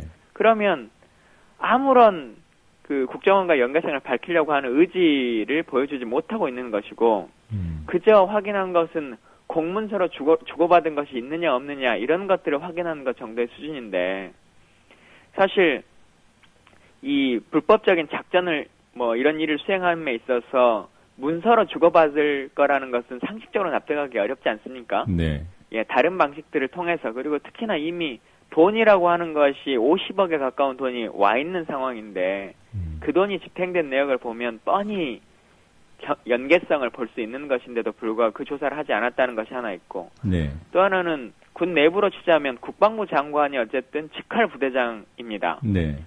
사이버사령부는 다른 부서와 다르게 육군 총장이나 합참의장의 지휘 감독을 받지 못하게 되어 있거든요. 예. 국방장관이 직할 부대인데 국방장관을 단 1초도 조사하지 않았어요. 네. 그러면서 어떻게 국방부 장관은 아무런 연관성이 없다, 이렇게 답할 수 있는지 그것도 의구심이 들고요. 국방부 장관은 민간인 신분이라서 그런 건가요? 두 가지가 병행되는 것 같습니다. 일단 기본적으로 조사관이 투스타 소장이기 때문에 네. 직속 상관인, 여기도 특별조사기구니까 장관의 직할부대죠. 네. 예, 장관을 조사하기는 물리적으로 어려운 부분들이 있고, 또 하나는 진행자님 말씀하신 것처럼 군 검찰은 군인들만 조사를 할 수 있는데 국방부 장관은 민간인이기 때문에 법리상 조사할 수 없다 우리가, 네. 라고 하는 논리를 펴기도 했고요. 그래서 사실은 국방부 장관을 조사해 보기 위해서라도 특검이나 혹은 민간 검찰의 조사가 필요하다, 이렇게 생각합니다. 네. 지금 국정원과 연계성 부분은 특별활동비를 반드시 수사해야 예. 그 진위를 가릴 수 있다고 지적을 해주신 거고요. 예. 청와대와의 관계에 있어서는 무슨 보고문건이 있다, 이런 보도가 나오지 않았습니까? 예, 그렇습니다. 압수수색 과정에서 옥도경 사령관의 컴퓨터에서 청와대로 직보한 문서들이 있다라고 하는 것까지는 뭐 국방부도 인정을 했습니다. 네. 근데 다만 내용에 있어서 일반적인 문건이었다라고 하는 이야기를 했는데, 네.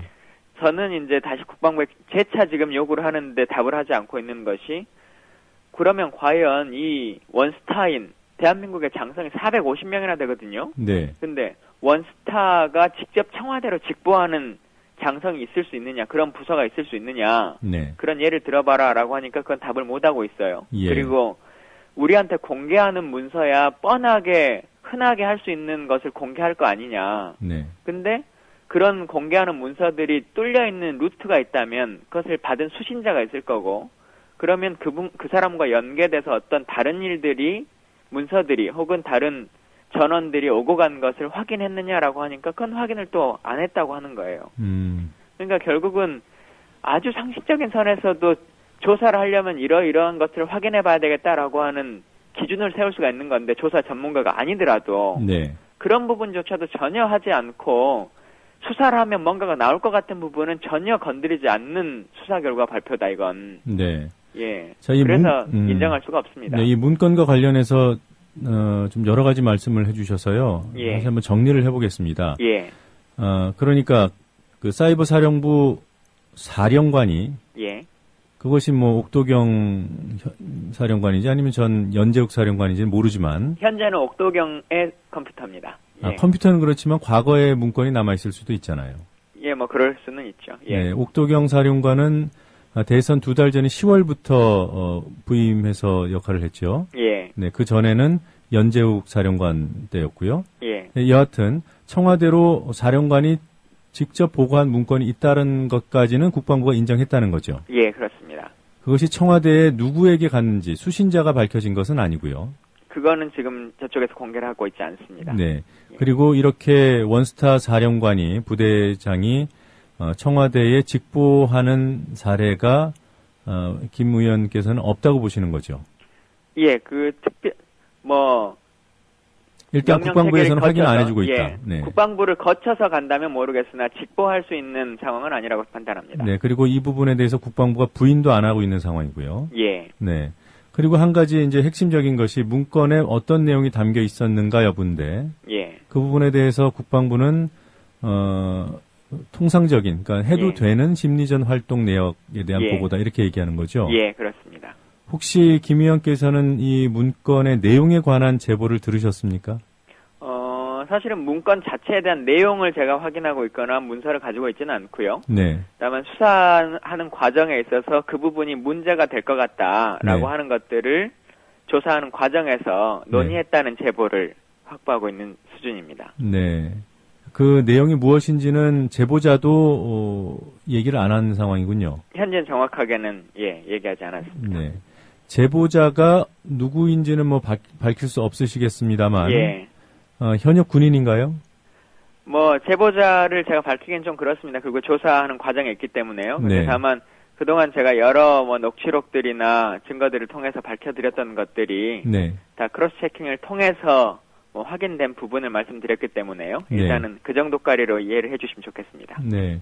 이게 다른 부분도 아니고요. 이제 과거에 사이버 사령부가 어떻게 운영이 됐다 이런 부분이야 여러 제보자가 있을 수 있겠다라는 짐작을 할 수 있습니다만 수사 과정에서 나온 그리고 그것도 압수수색 과정에서 나온 문건이란 말이에요. 예. 그걸 제보할 수 있는 사람이 그 수사팀 내부 있는 사람이 아니면 가능할까요?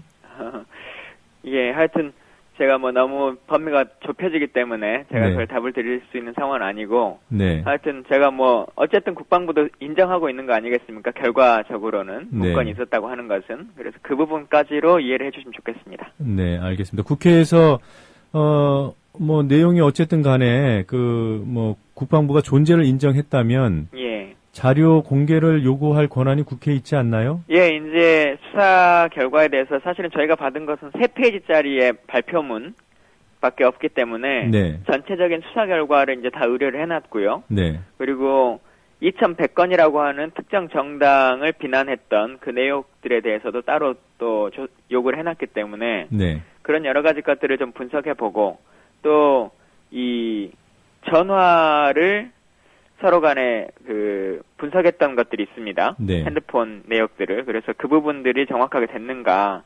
사실 가장 의문점 중에 하나가 연재욱 사령관이 옥도경 사령관에게 이게 동기거든요. 네. 동기인데 사령관 자리를 어떻게 보면 물려주고 자기가 다른 부서로 간 거죠. 청와대로 들어간 거죠. 예.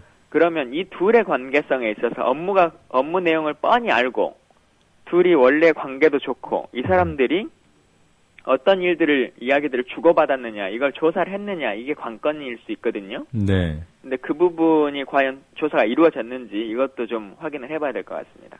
그 둘의 관계가 그 전임 사령관과 후임 사령관 관계가 좋다고 판단하시는 근거가요? 동기라는 거 말고 또 있습니까?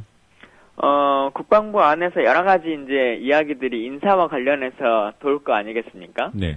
거기에 이제 이런 게 있죠. 옥도경 사령관도 임기제로 장군을 하고 있는 분입니다. 네. 그러니까 정상적으로 계속 승진할 수 있는 분은 아니고 한 번 이제 장군을 시켜주고 옷을 벗는 분인데요. 네. 그 과정에 있어서 연재욱 사령관이 옥도경 사령관을 꼭 이 자리에 앉혔다.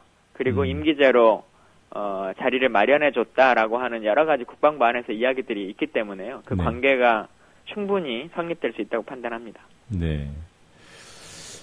앞부분에서 잠시 얘기를 꺼내긴 했습니다만 예. 지난주에 그 심리전단장 이모 씨 군무원 예. 이분에 대해서 구속영장을 군 당국이 청구할 것이다. 예. 그것을 검토하고 있다라는 내용이 언론에 보도되지 않았습니까? 예. 저희는 이것을 언론에 흘린 것이다. 이럴 수 있다라고 얘기를 했고요. 예, 그렇게 판단했습니다. 네. 예. 근데 오히려 후퇴했어요. 예. 왜 이렇게 된 거죠? 앞서 저도 짧게 말씀드렸습니다만은 저는 이태하 단장이 뭔가 딜을 했을 거다. 네. 혹은 뭔가의 카드를 쥐고 있었을 거다. 국방부에게. 네. 그렇게 판단하고요. 아마 국방부 입장에서는 구속 정도를 하는 모습을 보여주는 것도 뭐 필요했기 때문에 아마 그렇게 한번 해봤던 것 같은데, 여론을 네. 짜봤던 것 같은데, 이태하 단장 입장에서는 당장 그렇게 되면 자기 연금 문제도 있고, 퇴임도 얼마 남기지 않았는데, 정말 불명예스럽게 퇴임해야 되고, 또, 실제적으로 보면, 어쨌든 명령에 따라서 자기도 한 건데, 책임을 지고 그냥 물러나는 것도 한도가 있고 범위가 있지, 이렇게 하는 것은 안 된다라고 하는 뭔가 입장들이 있었을 거라고 판단이 되고요. 네. 그래서, 어쨌든 국방부와의 이면 합의가 있었던 것이 아니냐 이렇게 판단합니다. 그 JTBC를 통해서 녹취 음성이 공개됐습니다만 예. 그 이모 단장 예.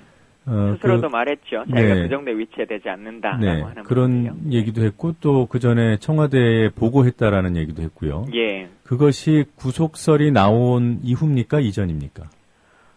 설이 나온 이후입니다. 그러면 지금 김 의원님 그런 판단이 이해가 충분히 되는군요. 예. 자, 그 작전폰과 관련된 보도가 있어요? 작전폰이요. 예. 네, 혹시 이 내용을 아십니까? 뭐 어느 정도는 압니다. 네, 조사본부가 100여 대를 압수를 했는데 예. 그 사용 내역을 조사했지만 발표를 안 했다. 이게 예. 이제 한겨레 신문 오늘 보도 요지거든요. 예. 이 보도가 맞습니까?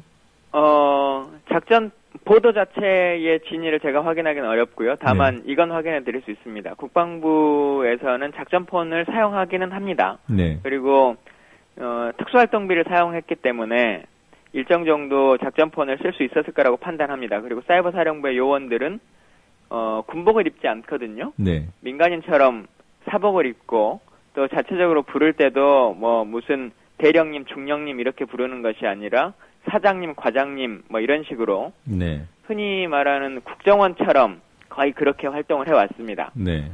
그래서 그런 부분에 대해서 충분히 이해할 수 있을 거라고 판단이 들고요. 압수수색의 내용들이나 이런 것들을 제가 다 의뢰를 해놨기 때문에 네. 이 부분에 대해서는 조금 이후에 그 서류를 검토해 보면서 답을 좀 드릴 수 있을 것 같습니다. 네. 영화 변호인을 봐도 거기에 비밀 활동을 하는 요원들은 뭐 과장, 뭐 예. 이사 이렇게 부르더군요. 예. 네. 알겠습니다. 오늘 인터뷰 응해 주셔서 고맙고요. 예. 네, 여기서 마무리하도록 하겠습니다. 예, 지금까지 감사합니다. 네, 지금까지 민주당 김광진 의원이었습니다. 모두의 꿈 만들어요. 여기 국민TV.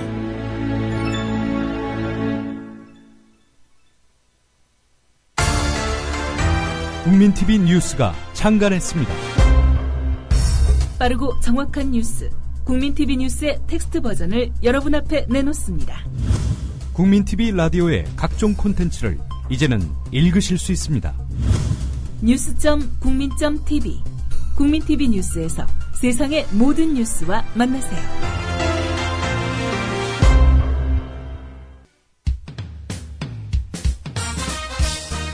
공정한 시각, 따뜻한 관찰. YTN 해직 기자 노종면의 뉴스바. 이제는 초대석으로 함께합니다.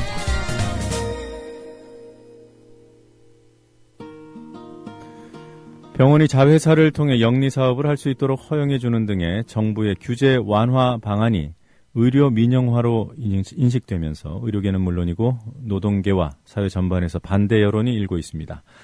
특히 이 사안이 철도 민영화 문제와 함께 불거진 상황이어서 철도와 의료 부문의 민영화를 공동으로 저지하자는 목소리도 나오고 있습니다. 의료 민영화 저지 및 무상의료 실현을 위한 운동본부 정형준 정책위원장님 스튜디오에 나와 계십니다. 안녕하세요. 안녕하세요.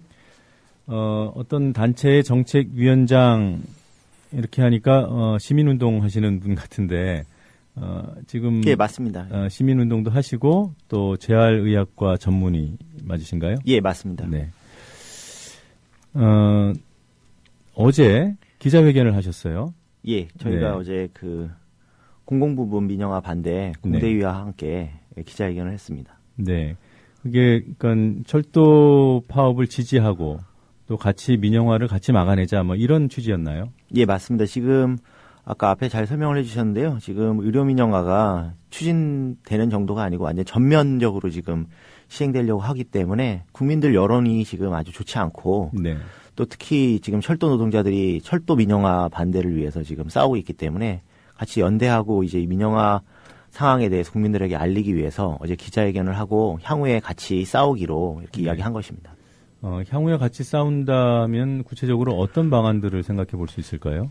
대표적으로는 어제 이제 저녁에 저희가 서울광장에서 이제 그 철도 그 파업 지지하는 그런 그 집회에 같이 참여를 했고요. 거기에 네. 이제 의료 민영화와 관련돼서 국민들에게 이제 선전하고 선동하는 그런 시간을 가졌고 그 외에도 지금 뭐 언론이나 아니면 다른 걸 통해 가지고 지금 전면적인 민영화 지금 추세로 가고 있는 박근혜 정부에 대해서 이제 경고하고 국민들에게 알리는 작업을 하기로 했습니다. 네, 알겠습니다. 지금 의료계에서는 민영화라고 얘기하지만 정부는 그게 민영화는 아니다. 뭐 이런 얘기를 해요. 예, 맞습니다. 네, 보통 우리가 저도 이해하기로 의료 민영화 그러면 의료 보험 민영화 이렇게 이해를 해왔습니다만 지금 정부가 하려는 것이 의료 보험 민영화는 아닌 거죠? 의료 보험 민영화 안은 이제 담겨 있지 않은데요. 네. 이제 이 과정이 이제 연속이 되면은 사실상의 이제 의료보험도 민영화되는 것과 비슷한 효과를 나타낼 수 있기 때문에 뭐 그렇게까지 말씀드릴 수 있고 민영화 관련돼서는 조금 설명을 드리면은 이제 의료는 당연히 다 이해하시겠지만 사회보장제도입니다. 네. 사회보장제도고 한국이 이제 뭐 민간 병원이 많은데 뭐 팔아먹을 병원이 뭐가 있냐 이렇게 이야기는 하지만 첫 번째로 이제 민영화를 정의하는 데 있어가지고 국가의 이제 책임과 책무를 방기하고 이걸 이제 대기업이 여기에 대한 영향력이 훨씬 더 커지게 되는 부분이라고 보면 당연히 민영화가 맞고요. 네. 좀 세부적으로 봤을 때 보면은 원래 민영화라고 하는 게 국가가 이제 그 어떤 이런 의료기관이나 아니면은 철도 같은 거를 소유하는 것만을 가지는 그 설명하는 기능이 아니고 기능까지도 원래 국가가 하는 건데 요번 이제 이 자회사의 뭐 영리병원 허용이라든가 이런 것들은 기능을 완전히 민간에 이양하는 거기 때문에 당연히 민영화가 맞고 마지막으로 핵심적으로 또 하나는 이제 비영리법인입니다. 지금 한국의 그 의료기관은 네. 영리적인 활동을 할 수 없게 돼 있는데 이 세금 혜택을 많이 주는 대신에 이 자산들은 사실 국가 자산에 그 준해서 취급이 됩니다. 그래서 뭐 폐업을 하게 되면 국가가 다 그거를 소유하게 되어 있고요. 네. 근데 요번에 이 법을 보게 되면 사실 이 인수합병도 가능하고 이걸 사고 팔 수 있게 되기 때문에 국가가 자신의 그 자산으로 거의 인정하던 부분을 민간에게 넘긴 것이기 때문에 분명한 민영화가 맞다. 네. 그래서 이제 정부는 이런 식으로 지금 그 국민들을 호도하면 안 된다라고 생각하고 있습니다. 네, 일부 언론에서 민영화가 맞냐 이런 내부 논란들을 거치면서 뭐 의료 영리화 뭐 이런 정도로 표현하는 것들도 있던데 본질적으로 의료 민영화로 이해해도 되겠군요.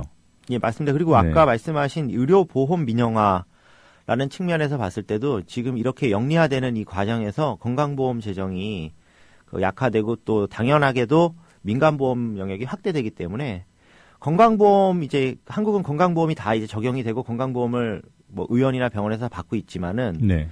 사실 이 건강보험 영역이 줄어드는 것 자체가 그렇다면은 정부가 말한 그 논리대로라도 민영화가 맞습니다. 그래서 정말 환자들이 병원 앞에 가서 정말 돈이 없어서 치료받지 못하고 전부 다 돌아와야만이 정부는 진짜 민영화라고 할 것인지 정말 좀 분노하지 않을 수 없는 그런 대목이라 할 수 있습니다. 이 부분은. 네. 정부가 발표한 내용들 구체적으로 좀 짚어보죠. 일단 자법인 일반 회사로 치면 자회사잖아요. 예, 맞습니다. 그러니까 기존의 병원 법인의 자회사 설립을 허용하고 그 자회사들이 이러저러한 사업을 할 수 있도록 영리 사업을 할 수 있도록 허용해 주는 것이 이번 안에 아주 핵심적인 내용 중에 하나가 아닌가 싶은데요. 어떤 사업들을 허용해 주는 겁니까? 일단 이 영리 사업이라고 하는 게 조금 부연 설명을 드리면 그냥 영리 사업이 아니고 이제 배당과 그 투자 배당이 자유로운 일반 주식회사 형태가 된다는 말씀을 드리는 거고요. 네. 가능한 사업은 뭐 모든 사업이 다 가능한 걸로 거의 되어 있는데 예시를 든 사업들이 거의 과반입니다. 예를 들면 뭐 의료기기 임대업이라든가, 네. 그다음에 화장품이나 건강상품, 뭐 헬스기기 같이 실제로 병원에서 환자들을 대상으로 판매할 수 있는 모든 상품들이 다 포함되어 있고요. 네. 또 이 병원의 임대업이 가능하게 되기 때문에 사실 병원의 그 부동산업 진출이 가능한 거고 본인들이 하고 있는 병원의 그 건물이나 자산은 전부 자회사로 돌릴 수 있게끔 이렇게까지 지금 가능하게 되어 있습니다. 그 외에도 의약품 개발이나 이거는 이해 당사자 원칙하고 이제 위배되는 건데 원래 의료 윤리의 핵심에 보게 되면은 본인이 연구하거나 본인이 개발 투자한 거를 가지고 이렇게 테스트하거나 사람들한테 권유할 수 없게 되어 있습니다. 네. 뭐 이런 걸 다 해치는 사실상 돈이 되는 거는 전부 다 할 수 있게끔 되어 있습니다. 뭐 숙박업, 뭐 서점, 뭐 못하는 건 하나도 없다고 보시면 됩니다. 그럼 조금 전에 말씀하신 그 의료품, 약품 개발 그것이 그럼 기존의 제약 회사하고 영역이 충돌되는 거 아닌가요? 뭐 제약회사하고 영역이 충돌된다기보다는 제약 자본이 들어와서 결국은 이런 비영리 법인 병원들이 또 투자한 어떤 하나의 펀드나 아니면 뭐 다른 제약회사를 차릴 수도 있는 거고 그런 제약회사의 연구 개발 부분에만 따로 자회사를 차려서 투자할 수 있는 것이죠. 네. 물론 뭐 제약회사까지는 못하게 했는데 그것까지 한다는 거는 뭐 전 세계에 유례가 없는 일이기 때문에 그렇지만은 뭐 다 이건 영리적으로 할 수 있는 것이다라는 것이 핵심입니다. 네. 조금 전에 잠깐 숙박업 얘기하셨어요. 숙박업은 뭡니까? 숙박업은 원래도 이제 일부 허용돼 있었는데요. 이번에 이제 정부가 메디텔이라고 해서 의료 호텔을 가지고 그 허용해준 부분이 있습니다. 이 메디텔이 이제 전면적으로 허용된다는 건데요. 이 메디텔 같은 경우에는 만약에 하게 되면은 대형 병원들이 자기 병원 옆에 그 자신의 병원에 뭐 치료를 받거나 아니면은 뭐 검진을 받을 사람들이 입원할 수 있게끔 하는 것이기 때문에 네. 사실상은 이제 환자 쏠림 현상을 더 부추기는 거고요. 그래서 이런 숙박업까지도 이제 허용하게 된다는 말씀인 거고 사실 제일 중요한 거는 부동산 임대업하고 네. 건강기기 그다음에 뭐 건강 상품들하고 약품 유통 이런 부분이라고 봅니다. 네. 그리고 또 하나 문제되는 것이 그 원격 진료더군요. 원격 진료는 정확하게 어떤 서비스입니까? 원격 진료라는 거는 이제 이번에 정부에서 나온 거는 환자와 이제 의사 사이에 컴퓨터나 아니면은 그런 단말기, 일반 스마트폰 뭐 이런 걸 활용해 가지고 네. 진료를 할 수 있게 한다는 건데요. 근데 실제로 이제 의사와 환자가 직접 만나지 않고 한다는 점에서 이제 원격 진료, 원격 의료라고 이제 불리는 부분입니다. 근데 이제 이걸 왜 반대하느냐라는 부분에 대해서 조금만 설명을 드리면 사실 뭐 지금 이 상황에서는 사실 이 자회사의 영리법인이 허용되고 병원 인수합병이 허용되는 이런 법안을 낸 상황에서는 사실 원격 의료는 뭐 그렇게 큰 비중을 차지하는 부분이라고 보지는 않지만 네. 이 원격 의료도 이제 이러한 의료 민영화와 그 다음에 이런 민간 업체들이나 기업들이 의료 시장에 진출하는 그런 네. 선결 과제로서 지금 제시되어 있는 거고요. 이게 이제 건강관리 서비스라고 해서 사실 국민들의 건강관리와 예방 서비스를 국민건강보험이 다 해주고 의사들이나 이런 국가 의료 체계에서 해줘야 되는 건데 그걸 이제 민간 기업으로 이양하려고 할 때 그걸 하기 위해서 꼭 필요한 것이 원격 의료입니다. 사실. 네. 그래서 이 원격 의료를 그런 측면에서 이제 도입하려고 하는 측면이 있고 하나는 이제 의료비가 당연히 상승하겠죠. 도입하게 되면. 원격 의료는 건강보험 적용 대상이 아닙니까? 원격 의료 자체를 건강보험에 적용한다고 보건복지부는 이야기하고 있지만 네. 원격 의료를 하기 위해서는 다양한 의료 장비가 필요합니다. 네. 근데 이게 지금 시범 사업을 할 때만 해도 가격이 뭐 80만 원에서 150만 원 정도 되는 것들이고요. 그리고 또 이거를 하기 위한 네트워크와 그다음에 그 정보를 모을 수 있는 서버 등을 갖추려고 하게 되면 뭐 국민들이 직접 자기 호주머니에서 돈이 안 나가지 않더라도 건강보험 재정에서 나간다고 해도 큰 돈이 나가는 것이고요. 아니면 이 국가가 이거를 인프라를 구축한다고 해도 세금에서 나가는 것이기 때문에 네. 사실 이게 뭐 해서 꼭 해야 되는 거면 당연히 그렇게라도 하는 게 맞지만 비용 대비 효과나 그다음에 의학적 안전성 등을 고려할 때는 이거는 거의 유용성이 없고 IT 기업들이나 이런 단말기 회사들의 그 몸집 불리기가 우선적으로 그 문제가 되지 않을까 이렇게 생각합니다. 네, 뭐 국민 입장에서 바라볼 때 의료 혜택 여부와는 또 별개로 그런 인프라를 구축하는 과정에서 기업들에게 뭔가 이익이 돌아갈 가능성이 크겠군요. 뭐 IT 시스템 구축 과정이라든가 이런 단계에서 그걸 우려하시는 건가요? 예, 지금 뭐 이미 시범 사업에 들어와 있는 사업체가 삼성, SK 뭐 이런 대기업들이고요. 그래요. 아까 말씀드린 대로 가격도 비쌀 뿐더러 이걸 전 국민한테 다 하게 되면 사실 엄청난 사업입니다, 사실. 그러니까 아까 말씀하셨던 시범 사업 때 들어갔던 비용 80만 원은 고객이 설치하는 그 부분을 말씀하시는 건가요? 단말기 가격만 80에서 150이라는 거고요. 네. 지금 얼마 전에 나온 레포트를 보면은 그 강원도 쪽에 500명 정도 대상으로 시범 사업을 3년을 했는데 350억이 들었습니다. 그러면은 이 의사들을 실제로 뭐 더 많은 어떤 격오지나 뭐 이런 상간 오지에 가지 않는 의사들을 좀 더 그 메리트를 줘서 이렇게 고용해가지고 가도 이 금액의 뭐 10분의 1 정도밖에 안 될 것 같은데 이건 좀 말이 좀 안 된다고 생각하고요. 또 다른 하나는 뭐 원격 의료를 반대한다고 해서 저희가 뭐 전화 상담이나 이런 걸 반대하는 것은 아닙니다. 네.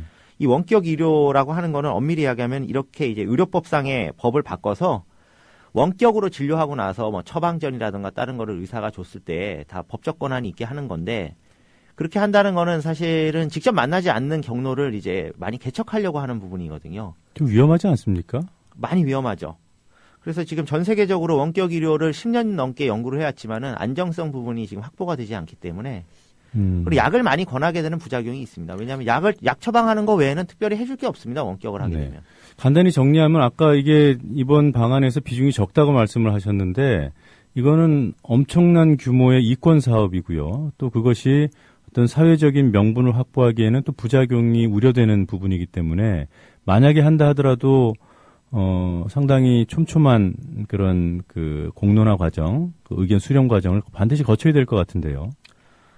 그래서 뭐 좀 분명하게 말씀드릴 수 있는 거는 이 원격 의료와 관련돼서 뭐 단말기 및 모든 사업을 사실 환자 부담이 전혀 없고 국민 의료비 상승이 없는 방향으로 하겠다라고 하면은 한번 재고해 볼 수 있겠지만 그렇다 하더라도 이권 사업이잖아요. 이권 사업이기 때문에 그러니까 이 부분에 대해서는 당연히 진출하는 기업이나 이런 쪽이 사회복지 개념에서 전부 무상으로 뭐 제공을 한다든지 뭐 이렇게 하겠다고 하면은 그럴 가능성 거의 없다고 봅니다. 왜냐하면 이게 지금 돈벌이이기 때문에 이렇게 하는 거기 때문에 그러니까 그렇지 않으면 사실상은 받을 수 있는 그런 부분이 아니고 그 앞서 말씀드렸지만 그러니까 이 부분은 이제 원래 올해 초부터 논란이 됐던 부분인데 요건 이제 의료 민영화와 관련해서 보면은 이제 잽 정도라고 보시면 되고 아까 처음에 말씀하신 이제 투자 활성화 계획을 이제 대거 발표한 게 이제 거의 뭐 의료 민영화의 쓰나미 수준인 것이라서 원격 의료와 관련해서는 이제 이 논란이 좀 지금은 좀 수그러들고 있는 거죠. 도리어 비중이 많이 줄어들기 때문에. 네, 그래요. 당장의 입장에서는 그럴 것 같긴 한데 글쎄요, 이 원격 그 진료 문제가 간단한 문제는 아닌 것으로 보입니다. 그리고 또 하나가 법인 약국이요.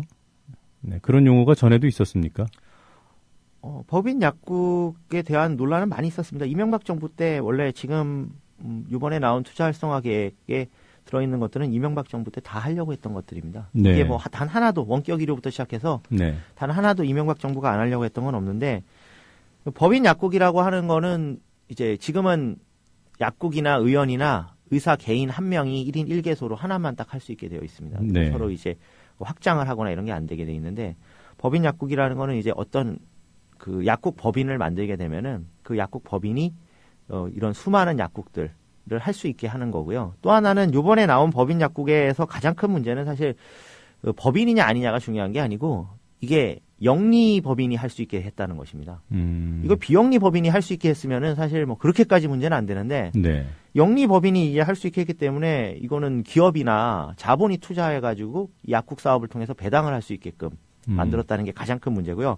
앞서 말씀하신 그 자회사가 사실상 영리병원의 도입과 동일한 것처럼 이 법인 약국은 영리 약국의 이제 본격적인 도입이다 이렇게 판단하기 때문에 이제 반대하고 있는 것입니다. 네, 뭐 제약회사가 들어올 수도 있겠네요.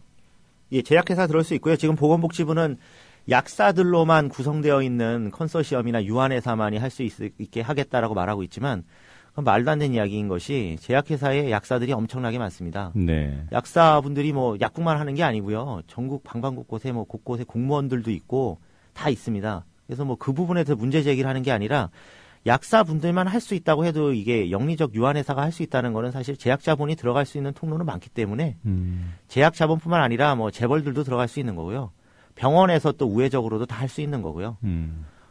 그렇게 해서 이제 기존에는 이제 이 벌어들인 수익을 개인이 가져가는 거기 때문에 세금 같은 경우도 이제 개인 소득세는 이런 분들이 돈 많이 벌면 당연히 최고 구간인 35%지만 영리법인은 아시겠지만 한국이 법인세 되게 낮습니다. 이명박 정부 때 하도 떨어뜨려가지고 20%입니다, 지금. 그러면 대부분의 사람들이 서로 자본을 융합해가지고 다 이쪽으로 넘어가게 돼 있는 거고요. 네. 이런 세금 혜택까지 줘가면서 영리적 행위를 부추기는 거라서 아주 심각한 문제라고 볼 수 있습니다. 네. 뭐 정부 입장이 그렇더라도 국회에서 법 개정을 막아내면 될 것 같긴 한데 그것도 좀 어려운 상황인 것 같아요. 법 개정을 아예 안 한다는 입장이죠? 지금 뭐 법인 약국만은 법 개정을 해야 되고요. 이건 네. 법 개정 안 할 수가 없고 그게 문제가 아니라 앞부분에 있는 이 자회사와 네. 부대사업 확장은 본인들이 이제 시행규칙이나 시행령만으로 된다고 우기고 있습니다. 어떤 근거입니까? 이제 기존에 이제 보건복지부 장관이 정하는 시행규칙으로 부대사업의 범위를 정했고 네. 이런 이제 의료 영리 비영리 법인이 할 수 있는 사업을 또 시행령으로 보건복지부 장관이 결정했다는 그런 근거인데요. 이건 말도 안 되는 이야기인 것이 의료법을 실제로 들여다보면 의료법상 부대사업이나 이런 자법인을 만드는 거는 환자 편의를 위한 것이라고 명시가 되어 있습니다. 그래서 예. 지금까지 주차장이나 구내식당 그리고 뭐 이제 여러분의 장례식장 같은 것들은 사실 환자 편의를 위한 것으로 포장을 해서 부대사업을 했던 것이고요. 근데 지금 요번에 나온 화장품 판매, 건강 증진식품 판매, 뭐 임대업, 부동산 임대업, 그다음에 유통은 환자 편의를 위한 건 하등에 관련이 없고 전부 이 병원의 수익 증가 그리고 이 병원에 투자하는 사람들의 배당을 위한 것입니다. 네. 그렇기 때문에 이건 당연히 의료법 개정 사항이고요. 그래서 이거는 국회와 같이 국민이 직접 선출한 기관을 완전 무시하는 것이라고 보기 때문에 네. 앞으로 강력하게 대응할 것입니다. 네. 여러 차례 말도 안 되는 부분이다, 내용이다 이런 말씀을 해주셨는데 하도 말도 안 되는 일들이 현실이 돼서 여러 가지 좀 우려가 있긴 합니다만 강력하게 대응하신다고 했죠. 어떤 수단이 있을까요? 일단 뭐 첫 번째로는 지금 국민 여론이 되게 좋지 않은데요. 저희 대국민 선전을 계속할 계획이고요. 네. 현재는 이제 좀 안타까운 일인데 국회가 이제 뭐 여러 가지 문제로 지금 공전을 거듭하면서 지금 뭐 기능을 못하는 부분도 있지만 이게 국회가 또 해야 되는 부분에 대해서는 지금 이 상황에서 좀 제기를 해야 되는데 이런 식의 투자 활성화 대책이 발표가 됐는데 너무 이 국회의원들이 본인들이 원래 이거는 해결해야 되는 문제고 본인들의 영역에 있는 문제인데 지금 아직 모르고 있다는 점이 좀 안타까워서 그 부분에 대해서도 좀 확인을 할 계획으로 있고 그래서 뭐 야당이나 이 부분과 관련 있는 국회의원들하고도 같이 연대를 할 생각이 있습니다. 그리고 가장 마지막으로는 지금 뭐 이제 철도 파업 아까 처음에 이야기하셨지만은 네. 전반적인 이런 민영화와 관련해 가지고 저희가 이제 앞으로 뭐 가스나 다른 수도도 지금 민영화하려는 계획들이 있는 걸로 알고 있는데 이런 노동조합의 투쟁이나 이런 데 적극적으로 연대할 계획이고요. 네.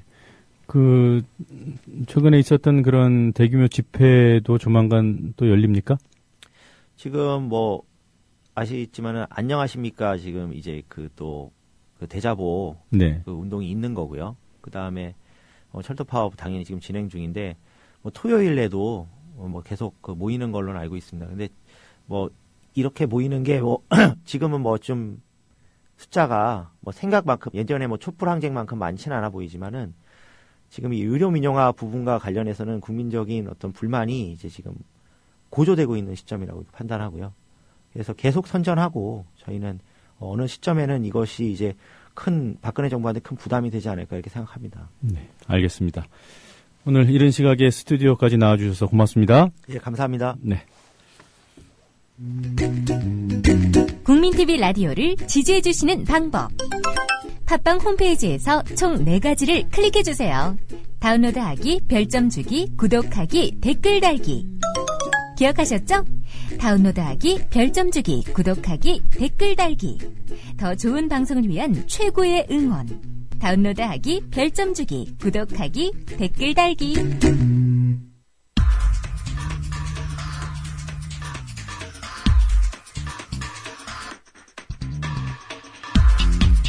소리로 듣는 시사 만평, 새로운 시사풍자 프로그램 시사에너그램 공갈입니다. 정치인의 발언을 구성하는 음절들 순서만 바꿔서 풍자가 담긴 새로운 문장을 만들어냅니다. 오늘은 지난 2월 박근혜 대통령의 대통령 취임사를 에너그램 상자 공갈통에 넣어보겠습니다. 박근혜 정부 1년차의 우리 사회 모습이 대통령 취임사대로인지 생각하면서 들어보시기 바랍니다. 저는 오늘 대한민국의 제18대 대통령에 취임하면서 희망의 새 시대를 열겠다는 각오로 이 자리에 섰습니다. 국민 행복, 희망의 새 시대를 만들어 갑시다. 네, 취임사의 첫머리와 끝부분만 떼어서 들어보셨습니다. 국민 행복과 희망의 새 시대라는 표현이 핵심이죠. 대선 1년이 막 지나고 2013년이 저물어가는 이때 국민 행복과 희망의 새 시대라는 표현에서 현실성을 느끼기는 어렵습니다. 공갈통에 취임사를 넣고 음절 순서만 바꿔봤습니다. 그랬더니 이런 문장이 만들어졌습니다. 들어보시겠습니다. 국민의 희망, 대민 행복이 늘 망하는 어제의 한국 시대를 다시 만들면서 저희 갑의 새 시대를 열겠다는 새 각오로 취임 자리에 섰습니다. 5. 18. 대통령. 음절 순서만 바꾼 것인데 취임사 내용이 확 바뀌었습니다. 희망과 행복이 늘 망하는 어제의 한국을 다시 만들어서 을이 아닌 갑의 시대를 열겠다는 새 각오. 오히려 현실적으로 들립니다. 원문과 에너그램 문장 이어서 다시 들어보죠. 시사 에너그램 공갈이었습니다. 저는 오늘 대한민국의 제18대 대통령에 취임하면서 희망의 새 시대를 열겠다는 각오로 이 자리에 섰습니다. 국민 행복, 희망의 새 시대를 만들어 갑시다. 국민의 희망, 대민 행복이 늘 망하는 어제의 한국 시대를 다시 만들면서 저희 갑의 새 시대를 열겠다는 새 각오로 취임 자리에 섰습니다. 5. 18. 대통령.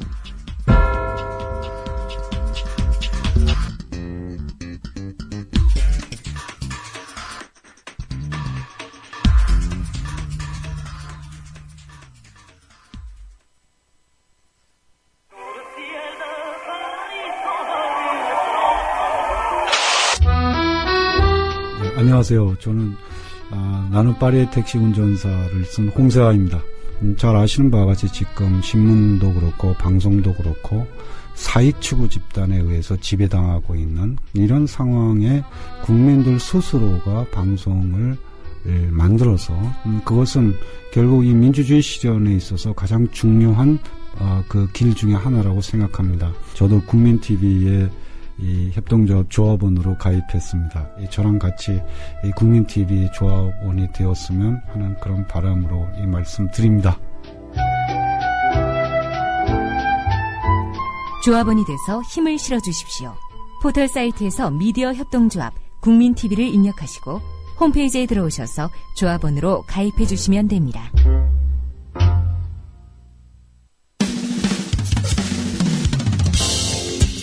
지금 여러분께서는 YTN 해직기자 노정면이 진행하는 국민TV 라디오 노정면의 뉴스바를 듣고 계십니다.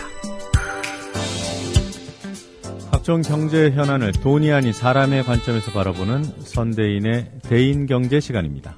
오늘은 미국의 경제정책 변화에 대해서 알아보죠. 선대인 경제연구소 선대인 소장님 전화 연결돼 있습니다. 선 소장님 안녕하세요. 네, 안녕하세요. 반갑습니다. 네, 반갑습니다. 네. 시중에 돈을 풀어왔던 그걸 이제 양적 완화라고 하죠. 네네. 네, 뭐 미국에서 그걸 이제 축소한다. 네. 뭐 이러던데 어떻게 네. 한다는 것입니까? 뭐 일단 양적 완화부터 간단하게 좀 설명을 드리면요. 예. 이게 이제 우리가 2008년에 경제 위기가 오면서 세계 경제가 이제 곧 붕괴할 것처럼 굉장히 큰 위기를 겪지 않았습니까? 네. 그런데 그대로 놔두면 이제 위험해질 수 있으니까 이 미국 정부에서 이 대규모 적자를 내서 이제 이 재정 부양책을 썼고요. 또 한편으로는 제로 금리까지 내렸는데 네. 그래도 이제 경기 급락을 막지는 못했거든요. 네. 그래서 이제 쓴 게 바로 양적 완화입니다. 이건 이제 중앙은행이라고 할 수 있는 미국의 연방준비제도 이사회라는 그 은행인데요. 여기서 무제한적으로 이제 돈을 찍어내서 이걸 미국의 국채라든지 아니면 모기지 담보부 정권이라는 게 있습니다. 이건 네. 이제 증권들을 사들여서 이게 이제 그 실제 시장 금리를 조정하게 돼 있거든요. 시장 금리를 결정하게 돼 있거든요. 네. 그래서 이걸 사들여서 이제 금리를 대폭 낮춰주는 뭐 이런 식으로 해서 이제 경기를 자극하는 식으로 왔던 거죠. 근데 이게 이제 오래 지속되면서 뭐 상대적으로 미국 경기가 지금 회복되고 있는 측면도 있고 또 이대로 갔을 때는 급격한 이 경기가 이제 회복되면서 급격한 이제 인플레로 또 이어질 수도 있고 뭐 여러 가지 이제 측면에서 지금 이제 출구 전략이라고 하는 그래서 양적 완화 축소를 조금씩 이제 단행하는 그런 단계로 지금 들어가 있습니다. 네. 돈을 찍어서 채권 등을 사들이다가 이렇게 사들이는 규모를 좀 줄이기 시작했다는 그렇죠. 그래서 이제 원래는 한 850억 달러 정도를 이제 매월 사들이고 있었는데요. 이걸 한 750억 달러 정도 규모로 그러니까 우리 돈으로 환산하면 한 뭐 90조 원 좀 넘던 걸 한 80조 원 수준으로 이렇게 줄여서 사들이겠다. 뭐 이렇게 이제 지금 방침을 밝힌 거죠. 네. 그래서 이게 한꺼번에 이렇게 확 축소하는 건 아니고요. 네. 이제 점진적으로 이렇게 경기 상황을 봐가면서 점진적으로 조금씩 줄여가겠다. 이렇게 이제 지금 발표를 한 겁니다. 네. 뭐 미국 경기가 좀 회복되기 때문에 이런 출구 전략을 쓰는 것이다라고 조금 전에 말씀하셨던 것 같은데요. 그동안 네네. 양적 완화가 미국 경제에 미친 효과는 어느 정도로 평가됩니까? 이게 이제 평가하기에 따라서 이제 조금씩 다 다른데요. 네. 뭐 어쨌거나 이제 양적 완화 축소가 급격한 뭐 경제 붕괴를 막았다. 뭐 거기에 대해서는 대체로 이제 좀 뭐 동의를 하는 편이고요. 대다수가. 그런데 이게 진짜 실물 경제를 이렇게 떠받쳤느냐, 아니면 자산 거품을 좀 더 만들어낸 측면이 강하냐, 뭐 이런 측면에서는 조금 이렇게 논란의 여지들이 다 있습니다. 네. 일단 이게 이제 시장 금리를 떨어뜨려주고 돈을 엄청나게 푼 것이기 때문에, 한편으로는 이제 달러 가치는 굉장히 떨어졌고요. 왜냐하면 달러 돈이 이제 흔해졌기 때문에 그만큼 가치가 떨어진 측면이 또 있는 거죠. 네. 그리고 한편으로는, 이제 금리를 떨어뜨리다 보니까 이제 이걸 통해서, 경기를 뭐 자극하는 측면이 있긴 했으나, 제일 컸던 부분은 이게 이제 주택시장하고 연동돼 있는 몰기지 대출 금리를 많이 떨어뜨려줬거든요. 네. 그래서 이제 주택 시장에서 이제 한 고점 대비해서 한 35% 빠졌던 것이 이제 한 10%까지 올라가는데 기여를 했고, 또 잘 아실 수 있습니다만, 미국의 이제 뭐 다우존스라든지 이제 각종 주가 지수가 네. 사실은 경제 위기 때보다 지금 상황이 뭐 경제 위기 전에 비해서 상황이 지금 좋은 건 아닌데도 불구하고 지금 경제 위기 전에 비해서 훨씬 더 높은 상황 수준까지 주가가 지금 올라가 있거든요. 이건 결국 이제 투자 자본들한테만 이렇게 돈을 엄청 안 끼워줘서 걔네들이 이제 계속 경제 위기 전에 돈 따먹기 게임을 계속 펼치고 있는 국면을 만들어냈다. 그런 측면에서는 상당히 이제 좀 단기적으로 필요악이 아니냐 이렇게 이야기하는 사람도 있습니다만, 한편으로는 새로운 거품을 좀 만들었다 이렇게 이제 부정적으로 평가하는 분들도 있습니다. 네. 돈을 많이 풀어서 경제의 극심한 위기는 어느 정도 막은 측면이 있지만, 기존에 돈이 좀 많은 사람들, 돈을 굴리기 용이한 사람들에게는 그만큼 혜택이었던 셈이네요. 그렇죠. 네. 뭐 한편으로는 어쨌거나 크게 보시면 이렇습니다. 지금까지 이제 양적 완화라는 것은 결국 돈을 무제한으로 풀어서 경기가 이제 급락할 때 쿠션을 만들어줬다. 뭐 이런 이제 측면이 있는데요. 네. 이제 출구 전략이라는 것, 즉 양적 완화 이제 축소를 한다라는 것은 그 돈의 힘에 기대왔던 것을 조금씩 이제 그 쿠션을 경기 회복에 따라서 이제 좀 줄이겠다 이런 뜻이거든요. 네. 자, 한국에 어떤 영향을 미쳤는지 이게 사실 우리한테 중요하게 느껴지는데요. 네네. 지금 일단, 네. 이게 양적 완화가 이제 한참 일어날 때는 네. 뭐 상대적으로 우리가 이제 우리가 뭐라고 할까요? 양적 완화가 일어날 때는 미국 달러가 이제 흔해지기 때문에 그 달러 값으로 표시되는 뭐 원유 가격이 뜬다든지 뭐 이런 식의 이제 현상이 사실 한때 일어났었습니다. 2010년 11년 1월쯤에요. 네. 그러면 전세적으로 이제 뭐 원유라든지 뭐 각종 원자재 이 달러 가격이 뛰고요. 또 그때 우리가 인위적인 고환율을 또 쓰다 보니까 이게 겹쳐서 그 상대적으로 수입 물가가 굉장히 올라가게 됐습니다. 그래서 그 수입 물가가 이제 최종적으로 뭐 생산자 물가 또 소비자 물가를 거치면서 이제 우리 물가가 굉장히 이제 뛰는 현상이 생겨났었죠 그때. 네. 그게 이제 국내적인 측면에서도 뭐 여러 가지 이제 이유가 있었습니다만 대외적으로는 이런 식으로 이제 그 양적 완화 정책 이에 따른 또 우리 정부의 이제 인위적인 고환율 정책 수출 대기업들을 위해서요. 그렇게 한 게 사실 소비자 물가 인상으로 이어졌고 그래서 이제 상당히 많은 부담을 졌었죠. 그런데 또 한편으로는 이게 전 세계적으로 또 돈이 풀리다 보니까 그 아까 말씀드렸던 투자자분들은 다시 이제 전 세계적으로 이 돈놀이 게임에 이제 다시 치중하는 국면이 들어간 거고요. 그 대상 중에 하나가 한국도 이제 영향을 많이 받았던 거죠. 그래서 그 2008년 경제 위기 때 한국에 투자됐던 외국계 자금들이 쓸물처럼 빠져나갔다가 다시 그 엄청나게 우리 이제 정권 시장에 들어오게 됩니다. 그래서 지금 뭐 채권 시장 또 뭐 주식 시장 포함해서 전체적으로 한 450조 원 정도의 그런 외국계 자금이 들어와 있는 상황. 그래서 뭐 한국에도 이제 주가를 일정하게 떠받치고 또 채권 이제 저 금리를 안정시키는 뭐 그런 효과를 사실 낸 거죠. 한편으로는 이 단기 자금들이 이렇게 또 들어와 있어서 이것들이 들어왔다 나갔다 할 때는 상당히 이제 좀 큰 폭의 변동이 나타나기도 하는 그런 이제 불안 요인을 만들기도 했던 겁니다. 그러면 그 양적 완화 정책이 우리나라에 그러한 영향을 미쳤다면 예를 들면 그것 때문에 들어왔던 돈이 이번에 양적 완화가 축소되는 이제 상황이라면 또 빠져나가는 거 아닙니까? 그러니까요. 이게 이제 아까 제가 말씀드렸지만 그 돈의 힘에 기대했던 건데 이게 이제 돈의 힘으로 이렇게 떠받쳤던 그게 이제 약화되는 것이거든요.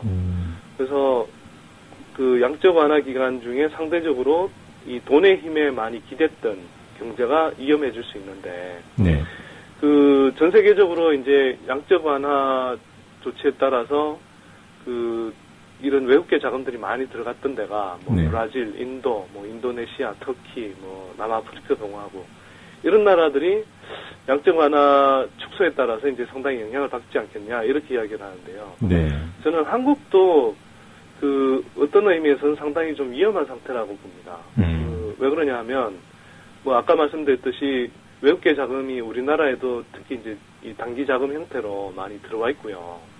그것뿐만 아니라 한국 정부 스스로가 그동안 이제 부동산 거품을 억지로 떠받친다면서 지난 정부 이명박 정부 이래로 공공부채도 급격하게 늘렸고 가계부채도 지금 1,000조 원에 육박하는 상황이고 또 기업들도 구조조정을 제대로 단행하지 않는 가운데 상당수 이제 기업들이 지금 계속 부채가 늘고 있는 상황이거든요, 빠르게. 그만큼 이제 어찌 보면 부채라는 것 자체가 또 돈의 그러니까 돈의 힘으로 버텨왔다는 뜻인데 이게 이제 우리는 충분히 준비되지 않은 상태에서 양적 완화 축소가 단행된다. 그러면 상당히 좀 타격을 받을 수 있지 않겠냐 그런 걱정이 됩니다. 그러니까 뭐 미국 뉴욕타임스에서 보도했던 한국도 상당한 위기를 맞을 수 있다. 이게 그 내용이군요. 그러니까 이게 이제 뉴욕타임스 보도는 사실은 이제 그 8월에 양적 완화 축소 이야기가 좀 나왔을 때 그때 나왔던 보도이긴 합니다만 이게 우리가 지금 한국 정부는 뭐 계속 괜찮다 뭐 출구 전략의 영향이 제한적일 것이다 뭐 이렇게 이야기를 하는데요. 그걸 그렇게 낙관적으로만 또는 좀 안이하게만 생각할 건 저는 아니다라고 생각하는 거죠. 그만큼 뭐 미국의 유력지조차도 한때 경고를 했을 정도로 그렇게 이런 위험 요인들이 있기 때문에 우리가 잘 살펴야 된다. 뭐 이건 제가 굳이 설명하지 않더라도 다들 지금 뭐 부채 더미에 짓눌려 있는 경제라는 건 다들 지금 느끼고 있지 않습니까? 일반 가게들부터가 다 빚더미에 지금 짓눌려 있지 않습니까? 이런 상황에서 이제 양적 완화가 축소된다라는 것은 그 한국에도 어쨌거나 이제 시장 금리가 올라가는 압력으로 작용하게 되거든요. 그러니까 예를 들어서 외국계 자금이 이제 빠져나가면서 채권 시장에 들어와 있던 돈들이 빠져나가면 상대적으로 이제 채권 금리가 오르는 현상이 생겨나기도 하고요. 또는 미국 금리가 올라가면 우리가 이제 환율이 그쪽으로 그 외국계 자금들이 빠져나가면서 환율이 이제 뛸 수 있는데 그 환율을 뛰는 걸 잡기 위해서라도 금리를 올려줘야 되는 측면이 있거든요. 그만큼 이제 금리 차익을 이제 그러니까 누릴 수 있게 해줘야 되기 때문에 그런 측면에서도 시장 금리가 오를 가능성이 높은데 지금 예를 들면 주택담보대출의 한 뭐 40% 정도는 여전히 이런 시장 금리에 연동돼 있어서 금리가 올라가면 상당히 좀 타격이 있을 수 있는 그런 상황이거든요. 그럼 부동산 시장에도 영향이 상당하겠습니다.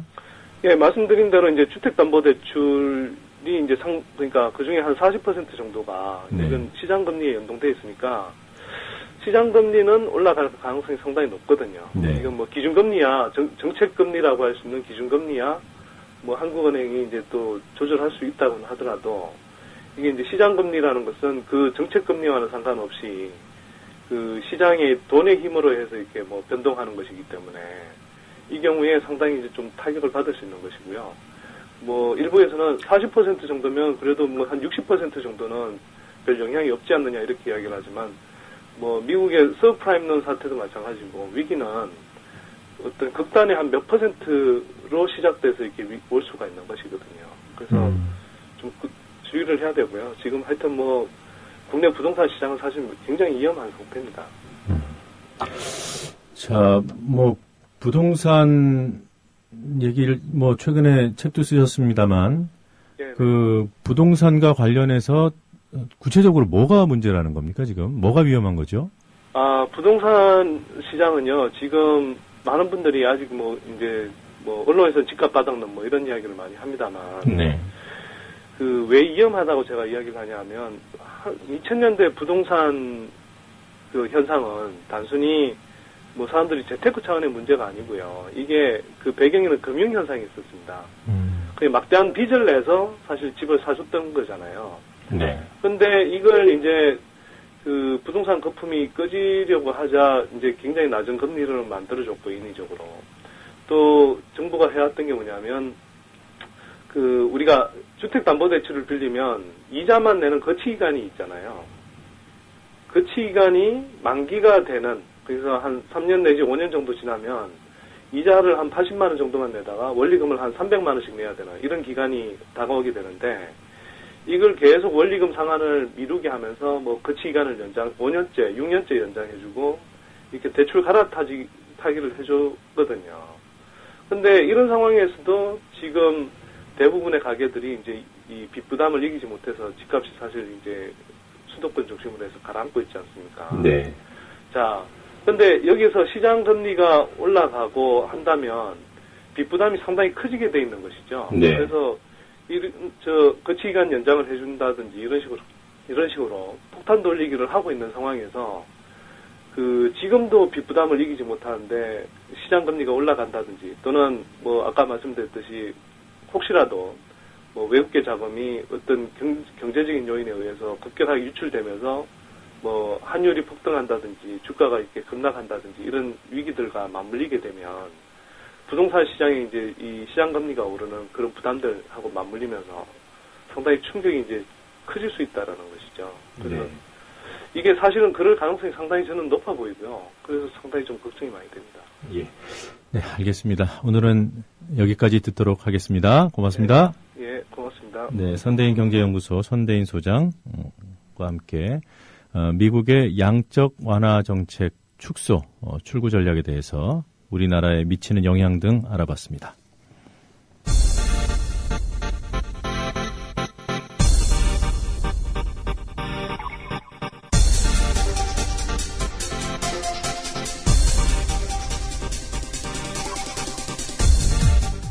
네, 오늘 퀴즈 정홍원 국무총리가 대국민 담화를 발표하고 철도 노조원들의 복귀를 촉구하면서 또 한 번 민영화는 없다고 했죠.